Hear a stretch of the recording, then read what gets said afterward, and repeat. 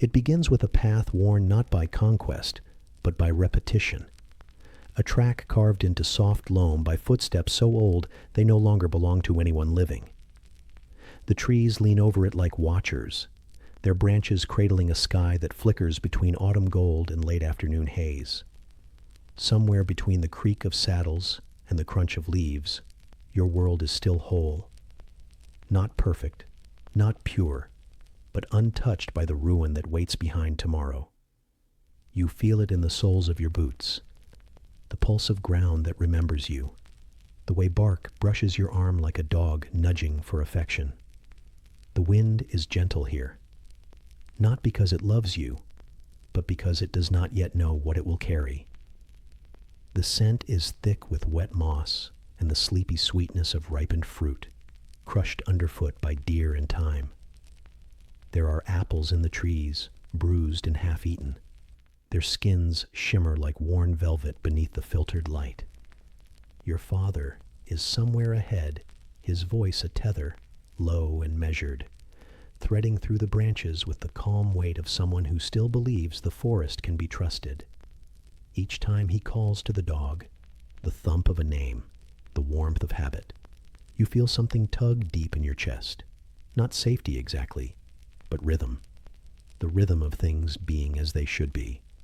Your fingers trail along the rough weave of your sleeve, a fabric familiar not for its color or pattern, but for the places it's been, the woods, the creek, the arm of your father when he told stories without needing words. There's mud under your nails and a scratch at your elbow where a branch reached out too sharply. But none of it matters. The day has not broken yet. The birds still believe in morning. Leaves scatter with your steps, not fleeing, just rearranging. They cling briefly to your boots, hitching rides, then fall away with the softest sigh. Insects hum in the dappled quiet, wings flickering like thoughts half-formed.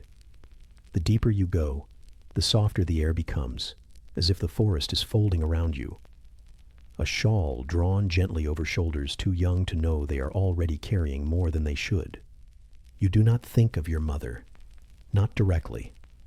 Her name moves in your mind like a thread pulled gently through cloth, not tight enough to bind, not loose enough to ignore. You wonder what she would say about the hush between these trees, whether she would find something medicinal in the lichen, something sacred in the rot. You imagine her fingers pressing leaves flat into parchment, naming their veins like old friends, and somewhere far behind you, in a part of the manor that never stopped echoing, her absence still rings. Your father's laughter interrupts the silence, brief and dry like the crack of a branch. It is not joy, it is habit. It lands strangely in this place. You catch up just in time to see him crouched beside the dog, stroking its flank with a hand that trembles slightly when he thinks you're not looking. The dog pants in short, excited bursts, tail wagging at a scent just beyond the visible.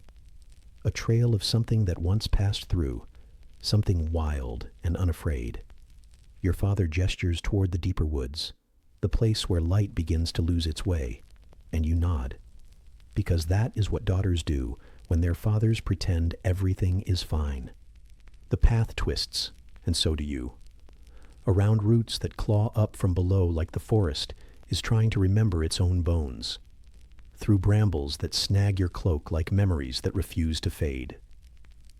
The dog darts ahead again, vanishing into shadow and leaf-laced gold, reappearing in flashes of fur and bark.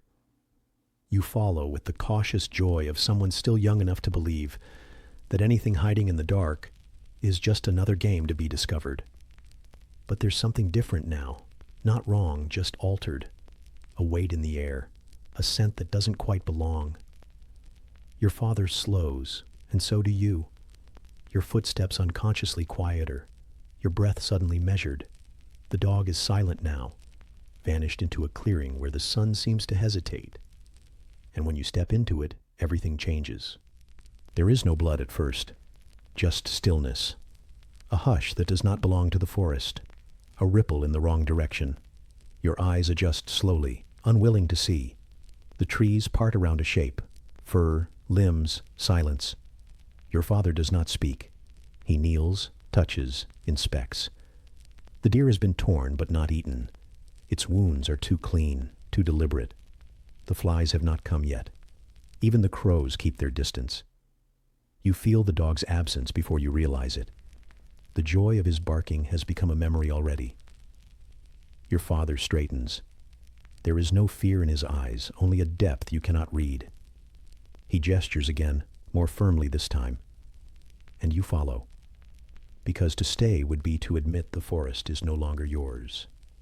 The trees lean closer now, their bark rougher, their shadows longer. You pass through a veil of hanging moss that brushes your cheeks like breath. The light dims, not from the sun, but from something more ancient than weather. You stumble briefly, catch yourself, glance back. The clearing is gone, or perhaps it was never there. When the dog barks again, it is different, not playful, not curious, urgent. Then silence. Then another bark, higher, sharp with panic. Your father breaks into a run. You do not think, only follow, heart hammering not from fear, but from some memory of fear that hasn't surfaced in years. The path narrows, the roots deepen, the air thickens like smoke without a fire. You burst into a hollow. The earth has collapsed here, a shallow pit, ringed with stones like teeth. The dog is at the bottom, struggling against something unseen, something that moves without moving. The ground around him seethes. Your eyes blur. Your father's voice shatters the hush. But it's already too late. There are shapes in the soil, writhing, coiling, hundreds of them, thousands. Your mind resists the count. The dog yelps, a sound that should not exist. Then silence, pure and perfect. The forest holds its breath, and you know, without knowing how, that he is gone. Your father pulls you back. You hadn't realized you had stepped forward. The ground cracks beneath you, soft and alive and hungry. He does not speak. You do not cry. The trees close in behind you, as if they too cannot bear to see what lies beneath them. The walk back is different, quieter, shorter somehow. Time folds in strange ways when grief rides in your shadow. Your father's hand is on your shoulder, not comforting, just steady. He does not explain. You do not ask. The birds are gone. Even the wind has stopped whispering. By the time you see the manor walls again, the sun has begun to fade. The stone catches the light one last time, a soft shimmer like breath on glass. You pause before the gates, unsure whether to step through. Behind you, the forest waits, no longer a place, but a memory that won't keep its shape. The gates creak open. The air smells of smoke and rosemary. The world has not changed yet, but it has already begun to. Somewhere deep in the trees, something stirs again, and the first crow finally calls. The sound of the gate swinging shut behind you feels quieter than it should. It doesn't slam, it sighs, like something giving up its last word after being told it's no longer needed. The manor stands before you, as it always has, its stone flanks bathed in soft, late light, touched by moss and age, and the weight of things unspoken. You've seen it in every season, watched ivy inch across its walls, traced frost on its windows with your breath. You know every creak, every echo, every uneven step that will tilt your balance just slightly to the left. But today, it feels different. Not hostile, not unwelcoming, just uncertain, like a story that has forgotten how to end. The horses are stabled. The dog is not with you. The stillness in your father's stride speaks louder than anything he might say, though he does not say much anymore. He hands off his gloves to a stable hand who tries not to meet your eyes, and you feel that same silence in the way the servants move. Not out of fear, but habit, as if words are growing rare and must be saved for when they really matter. Your boots trace a path across the cobbled courtyard, stones smoothed by the dance of years and water. There is a place your heels always catch, near the edge of the herb garden, where your mother once crouched in early spring, fingers dark with soil and roots. That patch is overgrown now. The thyme has claimed the walkway, and the rosemary leans like a whisper against the windowsill. The scent rises anyway. You inhale slowly, unsure if it smells like comfort or like something just beginning to rot. The manor door opens before you reach it, not by magic, just timing. A servant nods, steps back, leaves the way open like a mouth that expects you to enter. Inside, the air folds around you, warm, dry, edged with the sweetness of beeswax and old smoke. The hearth has been lit, but the fire is low, barely enough to notice. Still it flickers, casting moving shadows across stone and wood and tapestry, breathing life into things long dormant. This house does not feel dead, but it does feel tired. You step inside, and the floorboards remember you. They groan softly beneath your weight, not in protest, but like a tree shifting its dreams. The hall opens up around you, wide, echoing, filled with the kind of silence that listens. There are portraits lining the walls, eyes that track softly, frames dulled by soot and time. One of them is you. Not quite, but close enough. You pause there, the candlelight dancing across your own painted face, catching in the threads of your embroidered collar. It's strange, being remembered by something so still. A servant approaches, says something about your mother, your brother, the laboratory. You nod without hearing it. You already know the shape of the day. It's worn its path into the wood and the air and the hours between meals. You walk the same path you always do, past the narrow window that only catches morning light, past the alcove where your mother kept pressed flowers once, their outlines now faded to dust shadows on silk. Your hand trails along the stone as you walk, each step echoing more deeply than you expected. Perhaps the house has grown hollow, or perhaps you have. Your brother is not here. Not now. Somewhere deeper in the house. Somewhere quieter. The servants avoid the subject with the same grace they use to avoid eye contact. You feel his absence as a pressure, not an emptiness, like something heavy in the next room, just beyond a closed door. The house does not speak of him, but it does not forget. There are toys still scattered in places where they no longer belong. A carved animal on the stair, a blanket tucked beneath the edge of a bench, a trail of breadcrumbs in places he hasn't walked in weeks. You pass your room without entering. The door is slightly ajar, the air behind it undisturbed. You know the scent of it. Linen, parchment, a hint of lavender that never quite faded. The window in that room hums when the wind is right. The bed creaks like it's trying to remember how you slept, but you don't stop. That room is not where you live anymore. Not really. You descend instead. The steps to the lower levels are uneven, worn smooth in some places, chipped in others. The railing under your palm is colder than it should be. The walls narrow, closing in like a secret being whispered just for you. There is less light here. Only the flicker of candles set in deep alcoves, flames protected by glass, guttering now and then as if sighing in their sleep. You pass storerooms and cellars, jars of preserves sealed tight, though the fruit inside has long since forgotten its name. You pass wooden racks lined with bottles, the dust thick and untouched, each label a memory sealed behind wax. When you reach the laboratory door, it is closed. Of course it is. You knock, but there is no answer. You press your ear to the wood. No sound. But you feel something. Not a presence exactly, but a density, like air that has forgotten how to move. You don't open it. You just breathe, and then you turn away. The rest of the manor awaits you, quiet and composed. You pass through rooms that haven't changed in years. The dining room, still set as if expecting someone. A bowl of fruit on the table, each apple polished, each pear beginning to brown in silence. The drawing room where your mother used to stitch, her chair turned always toward the fire. The fireplace there is dark, the coals cold, the hearth dusted only with the faintest trace of ash, as if someone tried to remember warmth, but not too much of it. You find your way to the garden. It opens beyond a narrow arch, stone draped in ivy, a wooden door that sticks in the damp. The garden hasn't been kept. The hedges are slumped, the paths overtaken with wildflowers and weeds that do not care about hierarchy.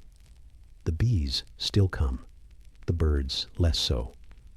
You walk slowly, letting your fingers skim across tall grasses and forgotten herbs. The earth is soft here, fragrant with life and decay in equal measure. There is a bench near the old olive tree. You sit there, the wood bowed and weathered, the lichens soft beneath your hands. You remember sitting here with your mother, watching her mix poultices with fingers stained green. You remember your father standing just there, sharpening tools in silence. You remember your brother's laughter, faint, trailing, like a bird startled into flight. The tree above you shifts in the wind. A leaf falls, not because it must, but because it is time. When you rise again, the sun is lower. The manor glows now, not brightly, but as if remembering light. The windows shimmer with reflections not quite their own. The chimney releases a faint curl of smoke. Someone, somewhere, is stoking the fire again. You follow the path back inside, shoes brushing against petals and dust alike. You re-enter the house like returning to a dream, unsure whether you've ever really left. Inside, the quiet continues. It does not press, but it waits. You move past doorways that once opened easily, now half closed, as if the house itself is holding its breath. The halls carry the echo of your steps like a lullaby long forgotten. The candlelight flickers, the fire crackles faintly, and somewhere far above, a window creaks open just slightly, letting in the first sigh of evening air. And through that crack, the scent returns. Thyme, rosemary, and something else. Not rot, not quite. But the first breath of something waking up. Something that does not belong in this house. Not yet, but soon. The door behind you clicks softly, though no one touched it. And the shadows settle a little deeper into the corners. The shadows have settled deeper now. The manor drawn into a kind of hush that feels less like quiet and more like anticipation. The way a held breath shapes a room. The way silence begins to hum when it's been stretched too far. You move slowly through corridors you've known since your hands were small enough to slip between the balusters, since your feet could be carried without touching stone. The walls still carry your shape. They remember your laughter, your shouting, the faint scuff of boots skipping steps two at a time. But now you walk softly, as if you are already a ghost here. There is the faint crackle of fire from the hearth in the study. You hear it before you see it. That low, living sound of wood surrendering to heat, of flames licking gently at the quiet. Someone must have tended it, but you do not see who. The room is empty when you enter. The armchair angled toward the flames sits with the same old posture, though the cushion bears no impression of a body. The window is ajar. A draft curls in, carrying the garden's breath with it. Turned earth, crushed petals, and something else. Something faint and metal-tinged that catches at the back of your throat before fading. Your mother's voice calls you softly from down the hall. The sound does not echo. It lands gently, folding into the air like parchment laid flat. You follow, your steps tracing the seam of worn rug and stone. Past the painted walls where sunlight once warmed your drawings. Past the little table where you spilled ink once, and no one ever scrubbed it away. The door to the private quarters is slightly open. It always is. Just enough for light to spill out in a low spill across the floorboards. You pause before entering. The silence behind it is deeper than it should be. When you step inside, your mother turns toward you. Her eyes are tired in the way only protectors grow tired. that quiet ache of someone who has kept too many things inside for too long. Her hands flutter to your shoulders for a moment, just enough to remind you of warmth, just enough to anchor the moment. Then she's moving again, to the table, to the herbs, to the shelves lined with glass jars that shimmer in the candlelight like tiny worlds sealed behind wax. She does not speak of the forest. She does not ask where your father is gone. There is urgency in her stillness, not panic, just the tautness of someone who has heard something you haven't. Her voice is a whisper, but not a gentle one. It moves like thread drawn taut, instructive, fragile, sure. She tells you to find your brother. The words catch slightly in her throat, but she swallows them down. The moment does not allow for softness now. You nod, you turn, and behind you, the candle flickers once, stretching your shadow long against the wall. The house has changed in those few breaths. The silence is still there, but it leans in closer. It listens harder. You move quickly now, the familiarity of the halls becoming narrow. You feel every corner as a question. The portraits seem darker, the spaces between windows longer. You reach your brother's quarters. The door creaks when you open it, like something too tired to pretend anymore. He's small, smaller than you remember, curled in bed with hands tucked beneath his chin like he's trying to fold himself into the fabric. He doesn't look up until you say his name. And then he does. Slow, uncertain, blinking as though dragged from a dream where you didn't exist. His eyes are wide, not with fear, but with distance. He doesn't speak. He rarely does. But he rises when you offer your hand, small fingers curling into yours like something instinctive, like breath. You're halfway down the hall when it happens. The sound is wrong. That's how you know first. A crack, not like thunder, but like the shattering of a frame that held the day together. Then a scream. Short, sharp, silenced. And then nothing. The kind of nothing that drags everything else behind it. You freeze. Hugo clutches at your sleeve. The air seems to grow thicker, heavier, pulled inward like lungs refusing to exhale. Footsteps. Not yours, not your family's. Heavy, armored, deliberate. The kind that do not belong in homes. The kind that mark the end of questions. You move without thinking. The instinct isn't flight. It's hiding. It's erasure. You pull your brother with you, back into the corridor, down toward the servants' passage where the light is dimmer, the ceilings lower, the air cooler. You do not speak. Neither does he. Even your breathing shifts, shallow, measured, scared to be noticed by the walls. You reach the kitchen. It is already a ruin. A chair knocked over. A bowl shattered. A line of blood across the flagstones like a trail meant to be followed. The fire is still lit. There is still warmth in the bread on the counter. But no one is here. No one answers when you whisper their names. The noise grows, metal on wood, boots on stone. Yells that aren't calls, but commands. You press Hugo behind a cupboard, push in beside him, knees drawn tight, arms around his trembling shoulders. You can hear your own heartbeat now, louder than anything. It echoes in your chest, your throat, the hollow of your ears. The cupboard door is cracked slightly. Through it, you see shadows move across the far wall. They are shaped like men, but they do not move like anyone you know. One passes close. Too close. His breath rasps behind his helmet. He doesn't see you. Or maybe he does, and chooses not to say. Either way, he moves on. And then there's shouting. Not from the kitchen, but from the upper floor. Your mother's name is said, then screamed, then lost in something louder. You move again, dragging your brother with you. Through the larder, through the narrow hallway lined with storage jars, and the lingering scent of apples that should have been thrown out long ago. The manor is burning now, but not with fire. With sound, with boots and blades and cries that do not sound like they came from people you knew. The tapestries are torn. The window's broken. The garden door has been kicked in, its frame splintered like bone. You don't stop. You don't cry. You find her again near the study. She pulls you both close, checks you for wounds you don't have. Her hands are swift, sure, trembling only when they forget they can be seen. She tells you to stay quiet. She tells you to run, but not yet. She opens the door to a passage you never knew existed. Stone steps leading downward into earth that smells of old roots and older secrets.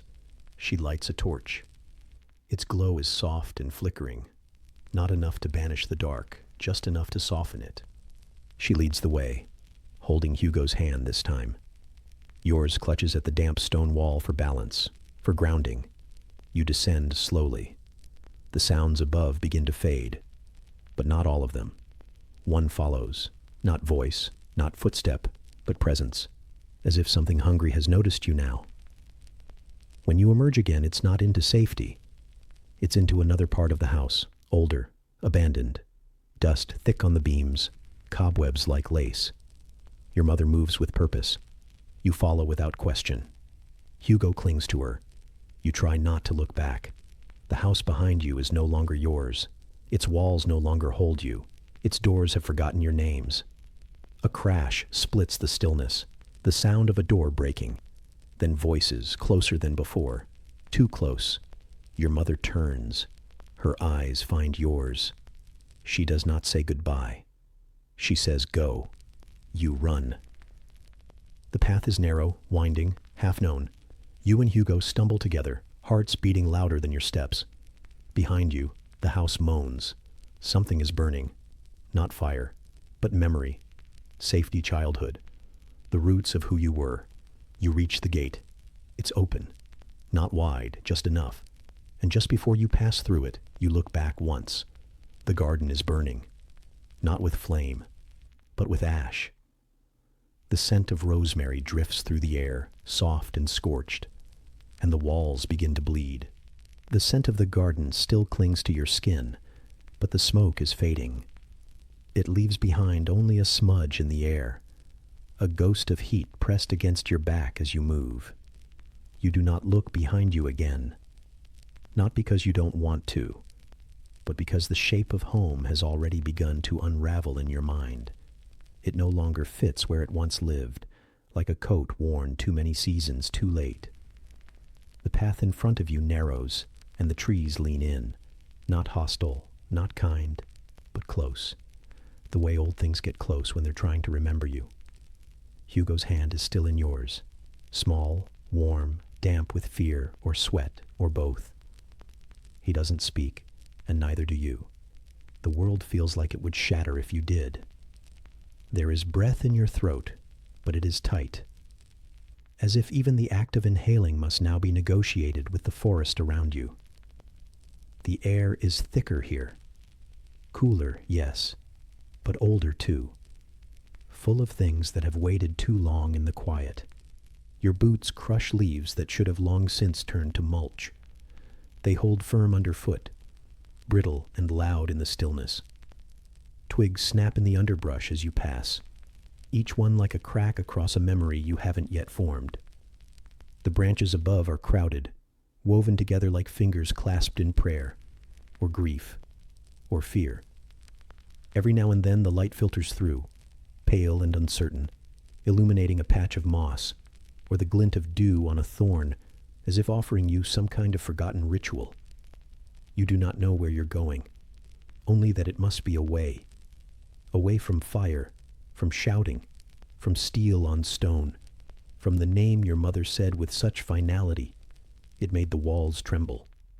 You carry Hugo like a question you don't know how to answer, one that trembles at your side and blinks slowly, like a candle trying to remember how to burn.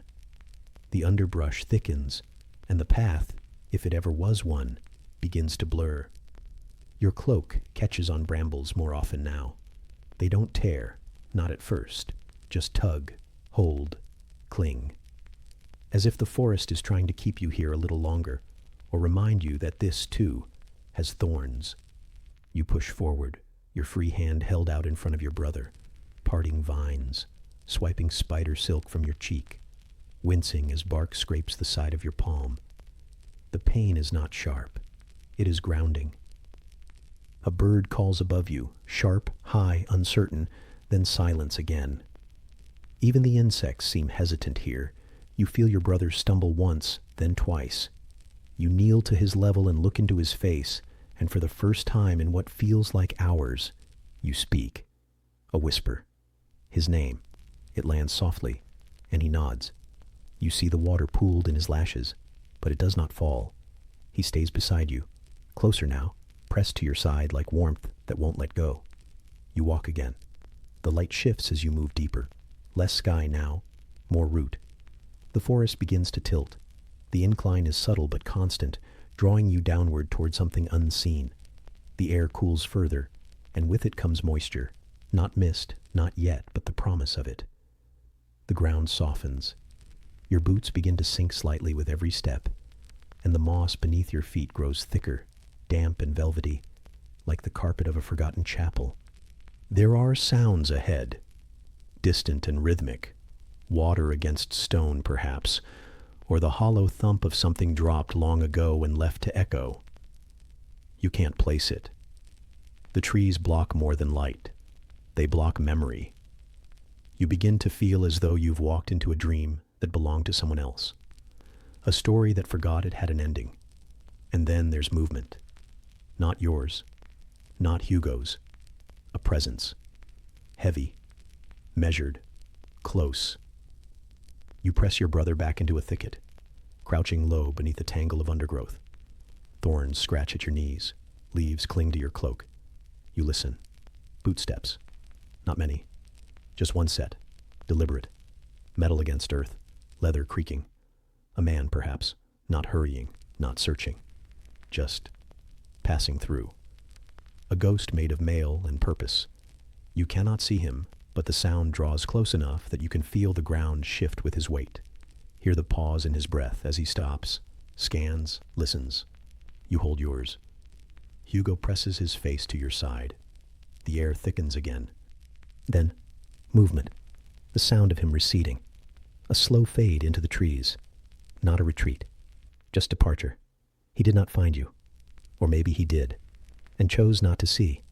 The difference is too thin to measure. You wait. A minute. 2.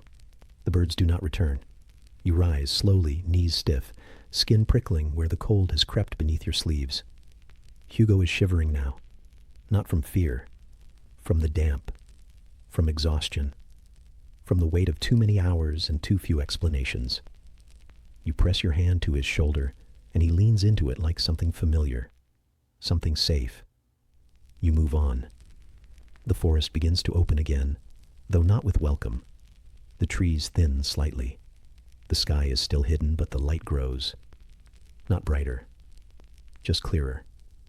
The wind picks up, threading through the branches with a low whisper. It does not say your name, but it curls around it anyway. There is a stream ahead. You hear it before you see it. The sound of water slipping over stones, soft and patient. You kneel beside it, cup your hands, let the cold bite your skin before offering it to your brother. He drinks without speaking. You do too.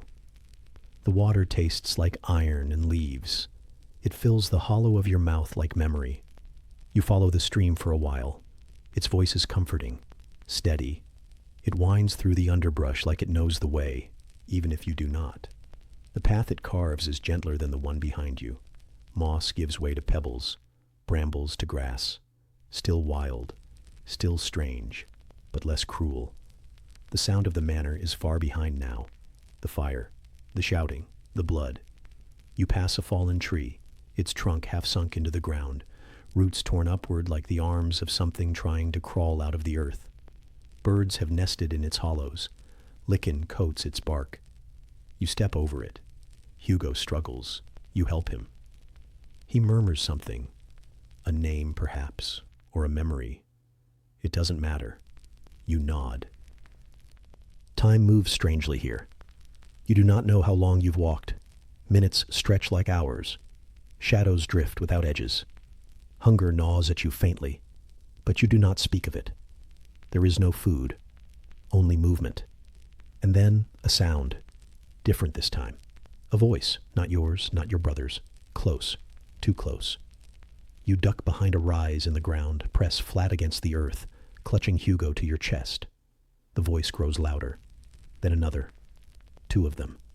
Speaking low, not urgent, just present. Guards, soldiers. You cannot see their faces, only their feet, their weapons glinting briefly through the trees. One laughs, the other coughs. Then they pass. You remain still until their sounds fade. When you finally move again, your legs are leaden. Your breath comes shallow. But you move. You keep moving. The trees begin to thin for real this time. Light appears in fractured pieces, golden against the green. The path flattens. The stream splits and vanishes beneath a patch of stone. And ahead, you see it. Not safety, not yet, but the edge of the forest. A break in the trees. A place where the sky returns. You stand at the edge for a moment. Hugo does too. The sun dips low behind the horizon, casting long shadows that stretch behind you like old ghosts. You step forward into the clearing, into the wild. And behind you, the brambles close again. The path disappears, and the trees begin to forget your name. The clearing holds its breath after the forest spits you out. You stand there at the edge of the wild, shoes damp with moss, clothes pulled loose by thorns, lungs still half filled with the forest's damp hush. The sky is wider here, but not brighter, only more open, more uncertain, as if the world itself is waiting for something to catch it. You feel Hugo's hand twitch in yours, his fingers curled like a dying flower, not from fear anymore, but from the slow weariness of too many hours spent fleeing a place that no longer wants you. The land rolls gently in front of you. A quilt of tall grasses stitched with fences, paths that are hardly more than pressed earth, and rooftops crouched low against the horizon like animals waiting out a storm. Somewhere in the middle of that stillness there is smoke, a single thread rising from a chimney, bent by the wind, wavering but real, a sign of fire, a sign of heat, of shelter perhaps. You do not hope out loud. You simply walk, one foot in front of the other, Hugo beside you like a question you must keep answering. The fields are rough beneath your steps, not hostile, just unkempt. Grass whispers against your legs, cold and wet with the last of the morning. The birds are distant here, a murmur far above, like thoughts left unsaid. Insects rise in slow arcs from where you step, and the sky begins to shift color in that quiet way it does when the sun has gone from climbing to pausing. Stillness drapes itself over everything, a soft, tired stillness that does not promise peace, only a pause. You approach the house slowly, as if it might vanish if you look at it too directly. It's small, stone-built, its shutters half-latched, its roof bowed like an old man's shoulders. The door is closed but not locked, or maybe not fully closed at all. You hear the creak of wood before you touch it, the sigh of a structure that has seen too many seasons and too few visitors. You knock, not because you expect an answer, but because something inside you still remembers the rhythm of courtesy. The knock is soft. The moment that follows is long. Then the door opens.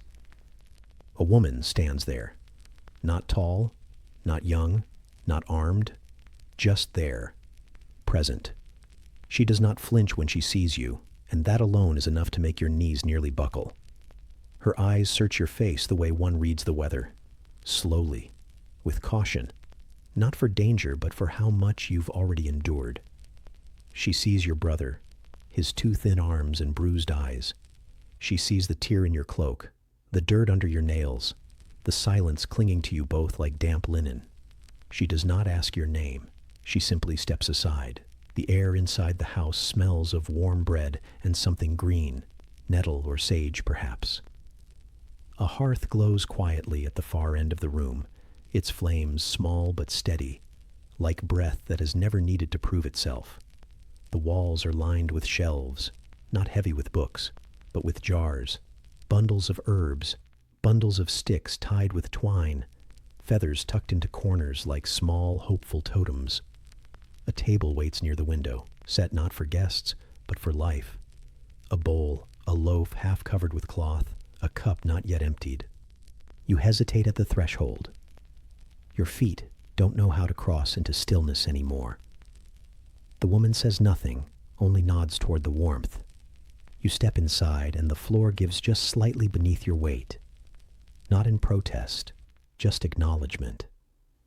Hugo's fingers tighten around yours as if the house might forget him if he lets go. She offers water first. No words, just a gesture, a cup placed on the table. You drink. It's cold, clean, threaded faintly with copper and stone. The taste of a place that does not yet know you. Hugo drinks too, slower. He does not sit. He stands near you, close enough that your sleeves touch. The woman disappears into the back room without a sound. When she returns, she brings bread. Not fresh, not soft, but real. She tears it in half and sets it between you. Still no questions, only offering. You chew slowly, the crust scratching the roof of your mouth, the crumbs sticking to your tongue. It is the most solid thing you've held all day. Hugo eats with small, shy bites, his eyes flicking from the woman to the window to you, like someone waiting for something to break. She speaks then, at last, a few words, barely louder than the wind that presses now and then at the shutters. She doesn't ask where you came from. She doesn't mention soldiers. Just says you may stay a while, until morning, until the road remembers itself, until the ache in your legs has had its fill. You nod. You do not know how to thank her. You do not have words that carry that kind of weight anymore. So you simply nod again. She lays a blanket near the hearth, pulls another from a chest, worn but warm. You sit with Hugo, your back to the stone, the fire's glow flickering across your face like candlelight in a chapel. You do not speak. You do not need to.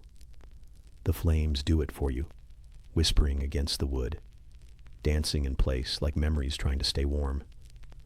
The woman sits at the table again, her back half turned to you, sewing something you cannot see. The thread slips through the fabric with soft rhythm. In, out, pull, breathe. Outside, the wind has changed. It no longer howls. It murmurs. The trees outside the house creak softly, their branches brushing against one another like old friends, sharing secrets in the dark. The roof settles above you. The stones hold their warmth. You let your head rest against the wall and let your eyes close. Not fully, just enough to see the inside of your own breath. Hugo leans into your side. His hair smells of earth and sleep and something faintly herbal, like crushed leaves.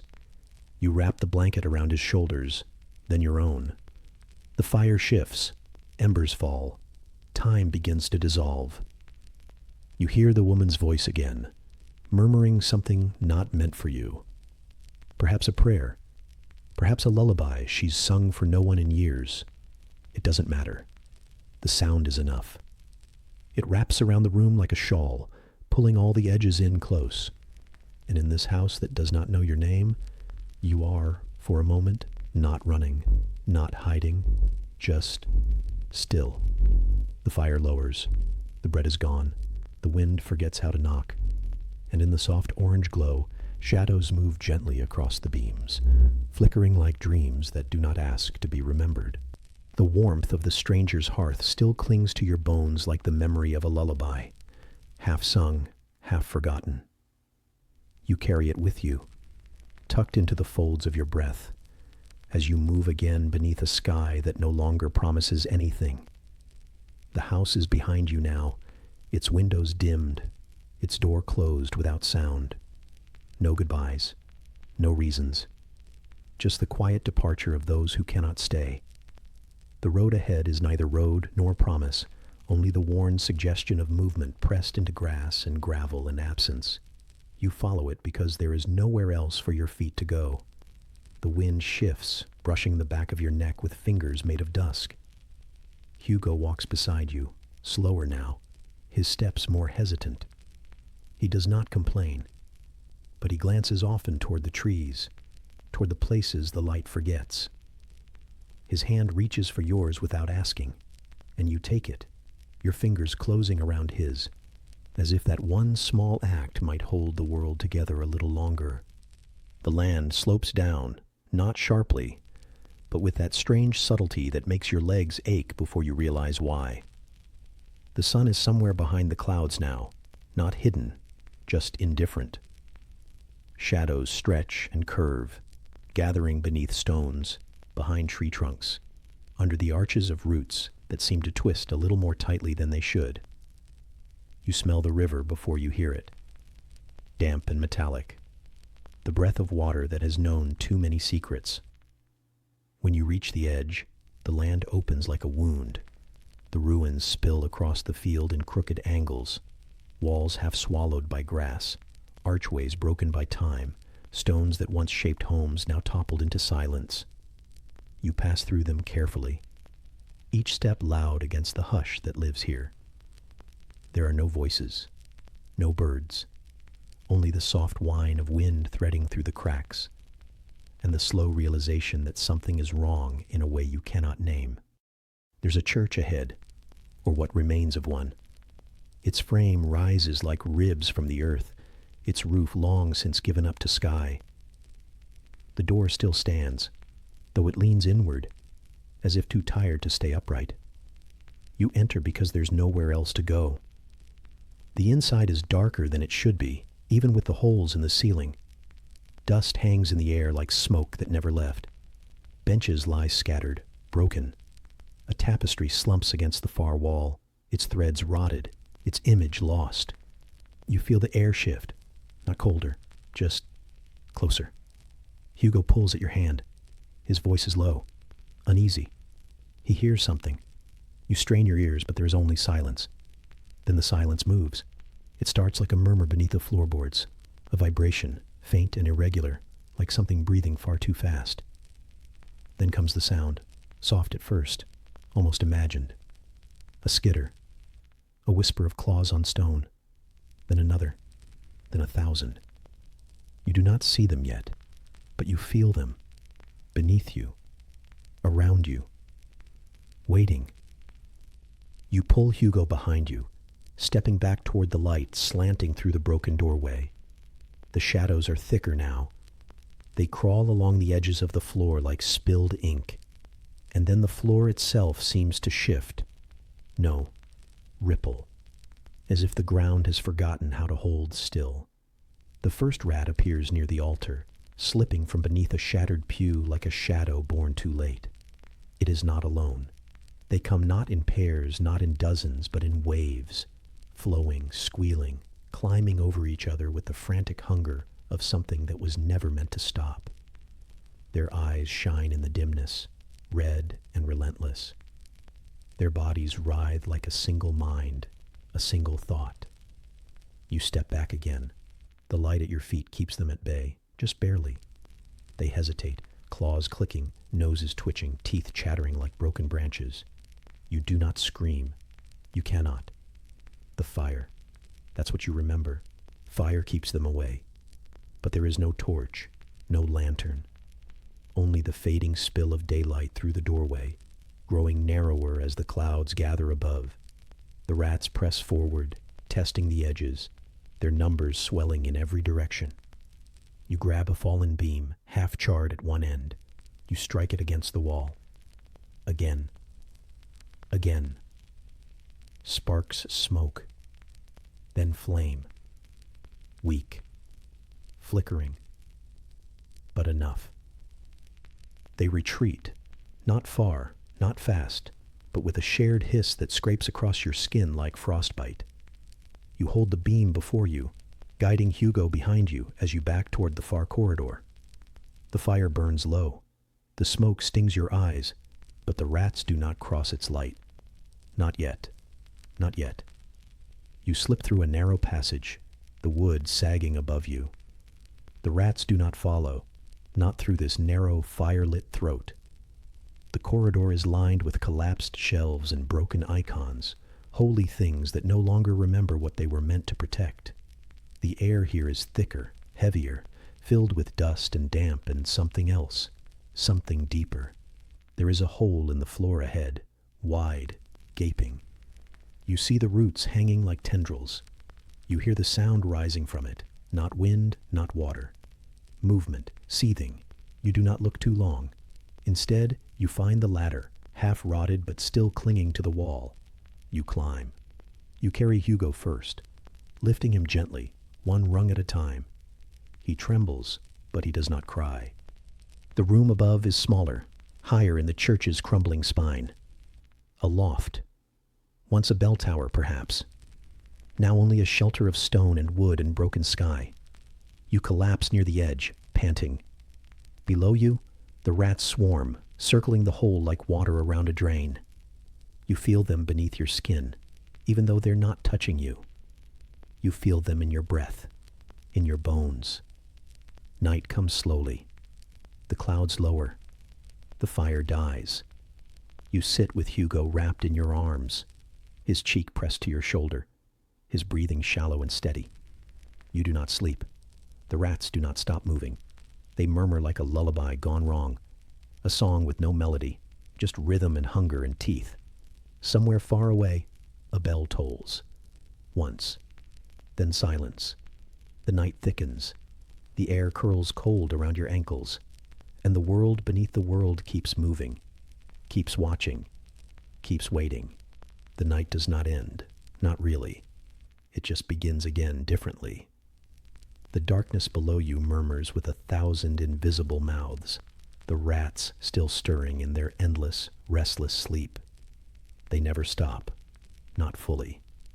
Even when the moon lifts its silver body above the broken stones and the wind carries away the ash of silence, you can feel them, waiting, coiling, listening, below the floorboards, beneath the walls, underneath the skin of the world. You do not remember falling asleep, if sleep even came. But at some point your mind slipped sideways, and the world became fog. Now it curls back into clarity with the slow, reluctant weight of breath dragged through cold air. Hugo stirs beside you, his limbs a tangle of warmth against your side, his breath soft, shallow, as if he too has learned not to disturb the stillness. When he looks at you, his eyes are rimmed with the brittle crust of dreams too thin to protect him. He says nothing, but he holds your hand. The light above is pale now, early, uncertain, filtered through the holes in the ceiling like the echo of a sunrise that's forgotten how to arrive. You shift your weight. Your back protests. Your limbs ache in that quiet way that feels older than your years. The fire you once had is nothing but ash now, and the warmth it gave is only memory. Below, the murmuring continues. You know you cannot stay. The ladder groans beneath you as you descend. Every step a conversation with the dark. Your boots touch the stone and the sound echoes out too far, like a ripple in thick water. The rats don't swarm this time. Not yet. But you hear them shift. You feel their attention sliding toward you, curious, patient, always close. You find a torch where you left it, half charred, half useful. You strike flint against stone until the spark catches. The flame flickers, small and uncertain at first, then steadying as it tastes the air. You hold it aloft and feel the change almost immediately, the pull of them, the retreat. They scurry back from the light with that strange collective sigh, the way mist rolls back from heat, the way shame avoids a gaze. You do not command this, you only borrow it. Light, for now, is a language they will not speak, a shape they cannot hold. You lead Hugo with your free hand, slow and sure. The torch arcs ahead like a fragile halo, casting shifting shadows against the crumbled walls and broken beams. The church is quieter now, though not empty. You pass a corpse slumped against a pillar, its armor dulled, its hand still clutching a burned-down torch. You don't stop. You don't let Hugo look. The The rats had left it untouched, not from mercy, only reverence for fire. Each room you pass is smaller than the last, more collapsed, more ruined. But with ruin comes shape, and with shape comes choice. You find ways forward, narrow gaps, scattered planks, makeshift bridges where stone once stood. Always the flame in your hand, always its glow warding back the teeth of the dark. There's a place where the roof has fallen completely, letting in a shaft of morning light. Dust dances through it, thick and golden. The rats do not cross it. They skirt its edge with twitching noses, their eyes wary, their hunger paused. You pause with them, feeling the line between you and them drawn not in stone, but in warmth. Light is not just safety now, it is law. You pass under the beam of sunlight like stepping through a door. The warmth on your shoulders feels like a hand you forgot, the kind that once brushed hair from your face, or closed the window before the wind could steal your sleep. You wish you could stay there, just for a while, just long enough to believe in morning again. But the shadows return, as they always do, and deeper still, the way opens. The catacombs beneath the ruins are colder, even with the torch. The air is dense with damp, the smell of stone, of old blood, of things buried not with ritual, but with urgency. The passage narrows. The rats are louder here. They move in walls, in waves, like muscle beneath skin. You step carefully, watching the flame. It dances more wildly now, uncertain, but it still holds. You use it the way you once used your voice, carefully, deliberately, with the understanding that everything around you is listening. You light wall sconces when you find them. You move sticks to feed the fire. You learn which things can burn and which will betray you. Each moment becomes a lesson. Each step becomes a test. And silence becomes your companion. Not the silence of peace, but the silence of knowing that anything louder might call something closer. You speak to Hugo only when needed, and even then your words are the kind that carry on breath alone. No echoes, no force, just syllables shaped with care. There is a moment as you pass a collapsed arch when the torch gutters low. The rats sense it. You feel them press forward, not seen, but felt, like heat before flame, like breath before speech.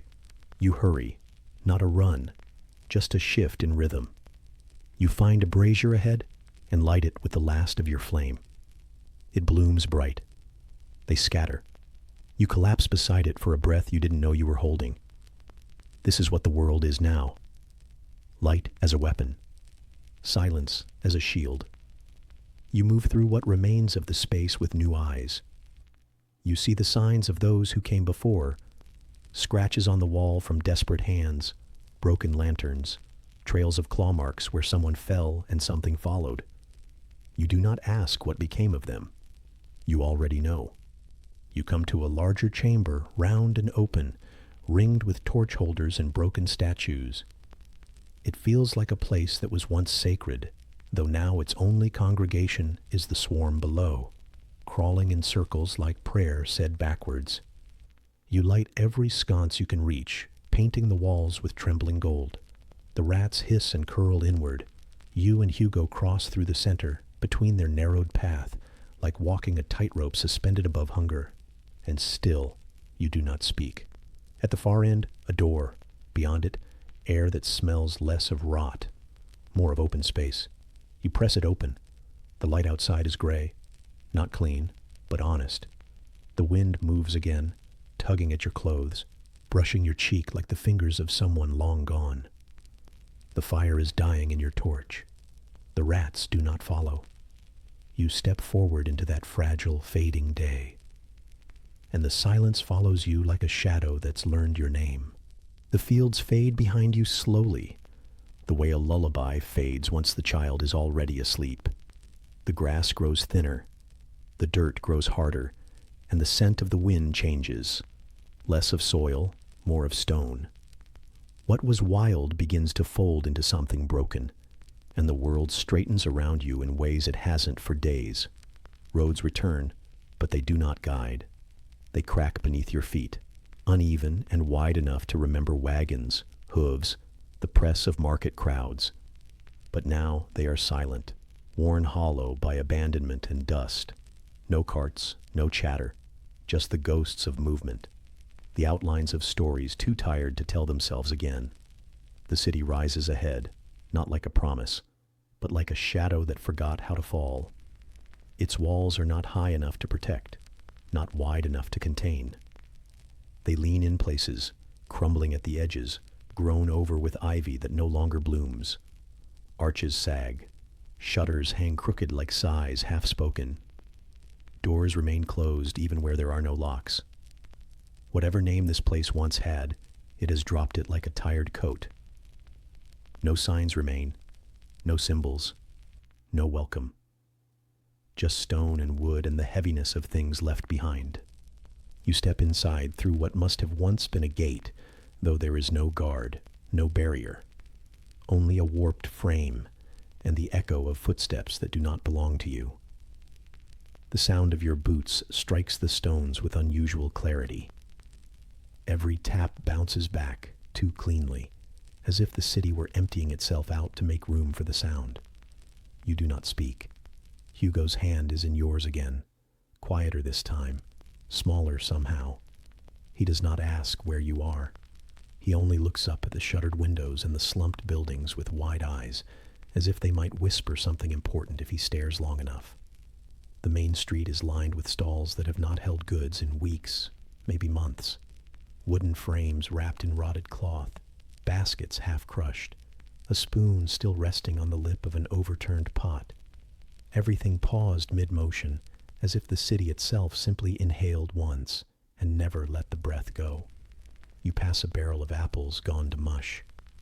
The air around it is thick with flies that don't scatter when you move. The scent is sharp, wet, like sweetness that turned cruel. There are clothes, too, draped across lines, tucked into windows. A child's tunic, swaying gently in the breeze. Boots left at a doorstep. You do not see people, but you feel the traces of them, the warmth they once gave to these things before vanishing. Some doors are marked with chalk, symbols you do not understand, letters you cannot trust. Others have been barricaded from the inside, planks nailed hastily across frames that bend under the weight of fear. The silence grows heavier as you move deeper, not thicker, just more aware of itself, as if it's watching you, listening, measuring your tread. A cart lies overturned near a crossroads, its wheels shattered, its contents spilled like guts across the stones. Dried herbs, brittle linen, a cracked oil jar. A rat scurries from beneath it. Just one, then another. You tighten your grip on Hugo's hand, but he doesn't flinch. He sees them now not as surprise, but as truth, as certainty. They belong here now. A cat darts across the street, ribs showing, fur missing in patches. It pauses only briefly to look at you, then disappears into the alley. You follow, not because you want to, but because it moves like something that still remembers the shape of survival. The alley is narrow, littered with broken crates and shattered clay. The walls press close, as if leaning in to hear your thoughts. You pass a window with a curtain still swaying, though no breeze touches your skin. There's a door at the end of the alley, slightly ajar. You don't enter, but you glance inside. A table, set for 3. Plates still stained with the memory of food. A candle stub melted into a dish. Dust covers everything, except the floor. There, footprints trail toward a staircase and do not return. You step away, gently, as if your silence could soften someone else's end. You emerge into a wider street, one that must once have been important. The stones are laid in precise patterns, intricate and proud. A fountain sits in the center, long dry, its basin filled with leaves, bones. A child's doll whose face has been worn away by rain and time. The statue above it has lost its head. Hugo says nothing. You do not ask what he's thinking. His silence is its own kind of grief. You find a chapel near the far wall of the city. It is not locked. Its doors creak open with the sound of wood, remembering pain. The inside is cool, dim, quiet, in a way that almost feels like safety. You step in cautiously. The pews are still in place. The altar is bare. The light through the stained glass windows no longer carries color, just dust. Candles sit melted down to nothing, their wax pooled like surrender across the floor. You let Hugo sit. His legs dangle from the edge of a bench, too short to touch the floor. You kneel beside him, not to pray, but to rest, to breathe, to listen. The quiet here is different. It doesn't press. It folds, gently, around you, around him, as if trying to remember how to comfort. The air smells of stone, of ash, of rain long gone. You find a candle stub and light it. The flame flickers high for a moment, then settles. The rats do not come here. Not yet. Not today. Outside, the wind picks up again. A shutter slams. A cart shifts. You rise. Hugo stands. You leave the chapel as you found it. Quiet, waiting, kind. The city presses in once more, narrower, sadder. A bird calls from somewhere above, then stops halfway through. The sky is gray now, not heavy, just tired. You follow the path toward the far gate, through streets that no longer recognize your presence. A bakery with no bread, a tailor's shop with bolts of untouched cloth stacked neatly behind dusty glass, a chair in the street, tipped on its side, a dollhouse with its door still open. And again, the smell, damp wood, spoiled food, something iron slick beneath the surface. You don't find the people. Not really. A glimpse of a face behind a curtain, a door that shuts when you pass, footsteps that start and stop too quickly. This place is not empty, but it is no longer whole. As you near the edge, the buildings fall away behind you. The road tilts again, rising slightly toward a new silence. The city does not chase you. It does not plead. It simply allows your leaving, the way dreams allow waking, without protest, without explanation. The gate opens, not with resistance, but with the groan of something long held shut. And behind you, the city exhales, forgetting your footsteps the moment they fade. The road behind you forgets your name, as if your passing was a breath, held only briefly, then exhaled into silence. The wind grows softer the farther you go, and even the air changes, less heavy with loss, more fragrant with memory, though you cannot yet tell what kind. Stones thin into earth. Earth thins into moss. The sun is still somewhere above, pale and indifferent, but something new stirs in its light. Not warmth, not safety, just a kind of stillness that isn't empty. It begins with the scent. Faint at first. Fennel, mint, maybe rosemary. The sort of scent that drifts through old homes and forgotten corridors like the breath of someone who used to care. Then it thickens, as the path narrows into something that doesn't quite deserve the name. Not a road, not a trail, but a meandering that others once followed. The walls rise slowly on either side, dry stone laced with ivy and red roots that never learned their place. The space here hums with absence, the kind that has been fed and watered and left to grow wild. The gate, when you find it, is iron, curved, rusted, not locked. It hangs open with a whimper, one hinge stubborn, the other resigned. You push it gently, and the creak it gives off is long and low, like a secret exhaling after years of silence. Hugo's hand clutches yours again, smaller than you remembered, as if the silence has made him shrink. You squeeze back. Not reassurance, just contact. Just a reminder that you're still made of the same breath. The garden opens around you like a held breath, not in bloom, not in decay, just in that strange place in between, where the green is too deep to be young, and the browns are not yet surrender. Beds of herbs run in crooked rows, their edges soft with time.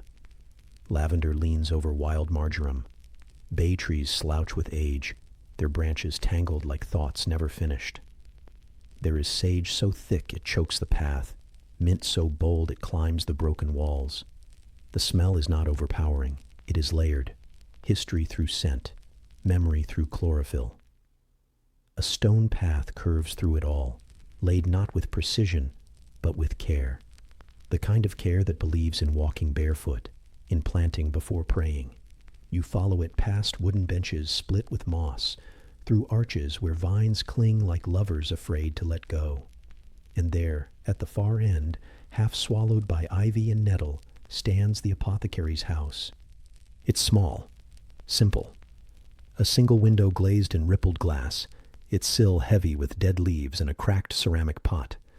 The door is ajar, not inviting, just undecided. You step forward and knock, out of habit. Nothing answers, not even echo. Inside, the light is golden and dim, filtered through dust and age. Shelves line every wall, crooked, sagging, covered in jars whose labels have faded into nothing.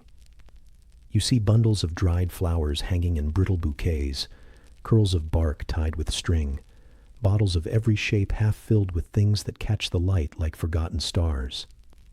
The room smells like time, not old, just layered. Beeswax, oak, something medicinal and metallic and sweet all at once. Hugo wanders toward the corner, drawn by a wooden box with a cracked lid. Inside are marbles, a few pebbles, a spoon too small to be useful. He touches nothing, just looks, as if the stories inside those things might leak out if he listens hard enough. You find a journal on the table, open, ink faded, a feather pen still resting beside it. The handwriting is delicate, slanted. A voice you do not know, writing to someone who never came. You do not read the words. You do not have to. The space itself is enough. You light a candle. Its wick stubborn at first. The flame, when it comes, casts shadows that look familiar even when they aren't. You set it on the table and sit beside it, letting your elbows rest in the grooves worn into the wood by someone else's arms. Hugo sits across from you. There's a peace in him here, but not safety. Just the hush of something breathing out instead of in. A mouse scurries across the floor. Not a rat. A mouse, small, quick, soft of foot. It disappears into a hole near the hearth where dried lavender has fallen in a heap. You do not move. You let it pass like a thought. You find a mortar and pestle. You don't use them, but you hold them in your hands. Heavy, smooth, worn, the weight of care. You imagine someone grinding feverfew and marigold, folding petals into poultices, mixing oil and ash, the hum of healing without promise, the smell of salves rubbed into aching skin, the slow, patient hope of the everyday. There's a stool beside the window, and from it, the whole garden folds beneath you. Overgrown, yes, but not ruined. Beneath the wildness, something ordered still breathes. Someone once tended this place with hands that knew its name. You watch bees flit through the fennel.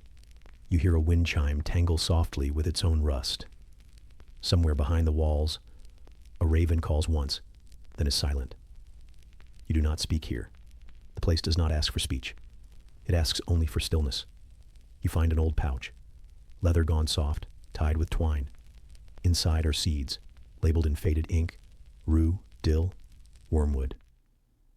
You run your fingers across them, but leave them where they are. There is no time to plant, not anymore. But it feels good to touch something meant to grow. You stay for a while, long enough to breathe deeply, to feel dirt under your nails again, to let Hugo pick a sprig of mint and press it to his nose. He does not smile, but he softens. You watch his eyes close for a moment, and when they open again, the world has not changed, but something small inside him has. When you leave, the gate does not creak, the garden does not say goodbye, and the air smells like something waiting to bloom again. The garden slips away behind you without resistance, like the tale of a dream you didn't mean to let go. The herbs still linger in your clothes, clinging with quiet insistence. Mint bruised into your sleeve, lavender curled inside your palm, something bitter like sage tucked somewhere behind your teeth. The warmth fades, but the memory of it doesn't. You carry the silence of the apothecary's house with you. even as the road bends again and begins to climb. The path narrows to stone, and then to gravel, and then to nothing but the sound of your feet scraping across dust. Hugo walks beside you, slower now, more cautious. He has stopped asking where you are going. You have stopped answering. The question no longer matters. There is only forward, and whatever waits inside the stillness that surrounds you. The monastery rises out of the earth like something grown rather than built, its walls ancient, veined with moss and cracks, its shape softened by the weight of wind and time. No flags, no bell, no voices. The gate is open, not wide, just enough to suggest that someone, somewhere, still remembers how to welcome. You pass beneath its arch with a breath held in your chest, as if the air here should be different. And it is. Inside, the world goes quiet in a new way. Not abandoned, not empty, just reduced. As if all sound has been narrowed to a single thread, stretched across the stone like a whisper you're not meant to hear just yet. Your boots echo too loudly. The sound of your breath bounces back at you with more weight than you expect.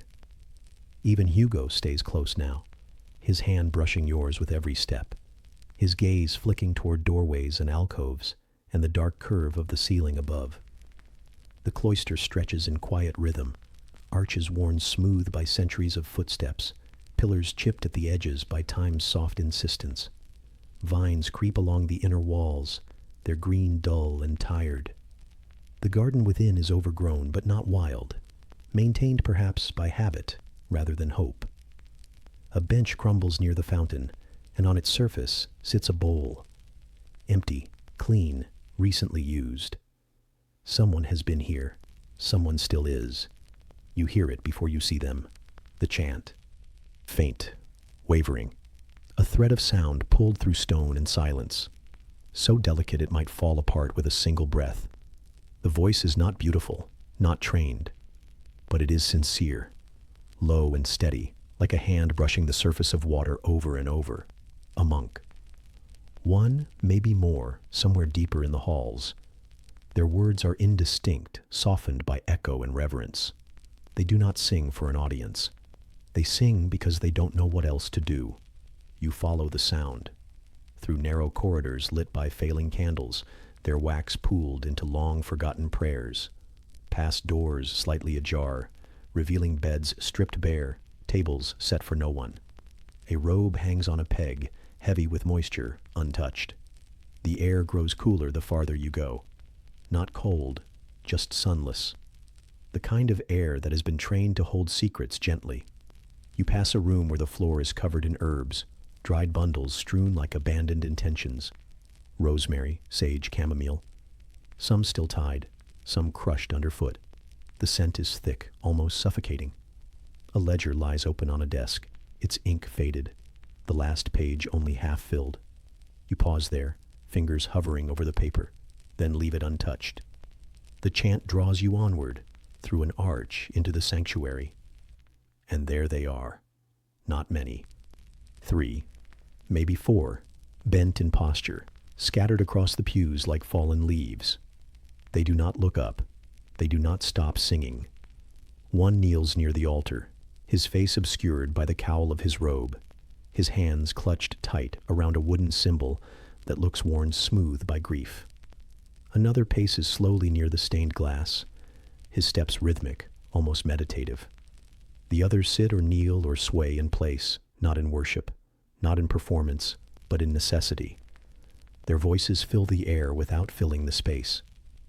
You and Hugo step softly between the pews.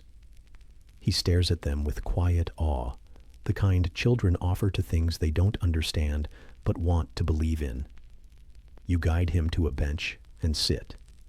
The stone beneath you is colder than expected. It soaks into your bones.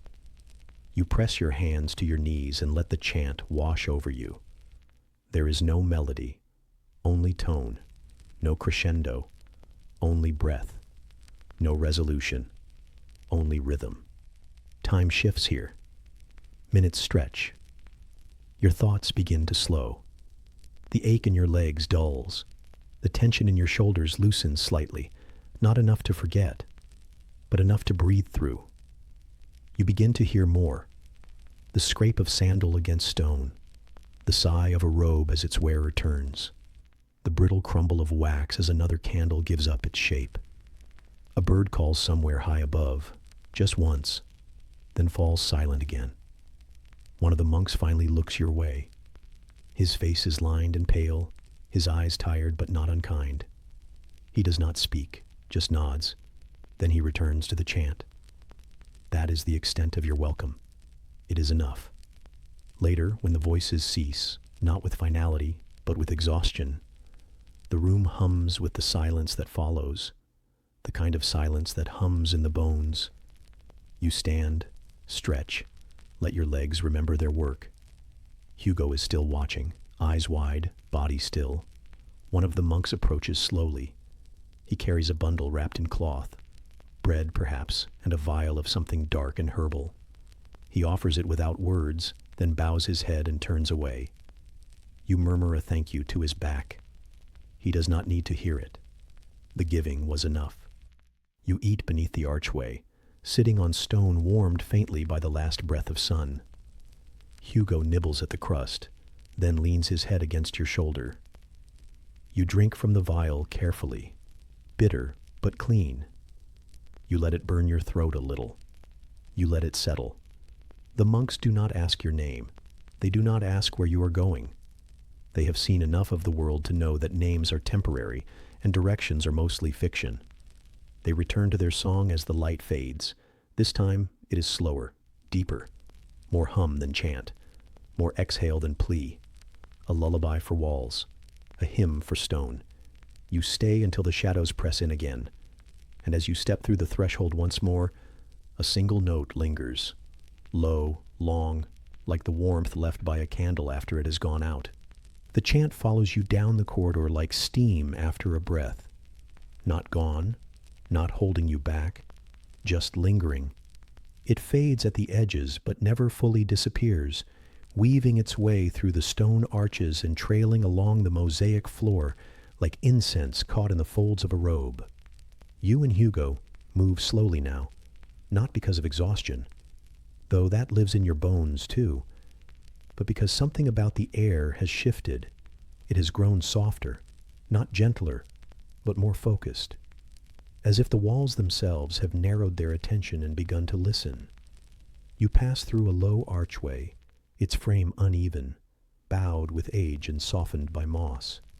A thin veil of dust floats through the shaft of a single window, set high in the wall, illuminating a ladder leaning against a shelf, its rungs worn smooth by careful feet. There is a door to your right, partially open, and behind it, the unmistakable scent of something sacred, not to faith, but to thought. The laboratory reveals itself not with grandeur, but with silence, a thick, layered quiet that doesn't ask for reverence but creates it all the same. The room is not large, but it breathes. The walls are lined with shelves, and the shelves with glass, beakers, flasks, vials, and bottles in every shape and hue. Some are empty, some half filled with liquids that seem to shift with the light, holding colors that do not belong to flowers or metals. Some are sealed with wax, others corked tightly with bundled herbs tied in place by twine.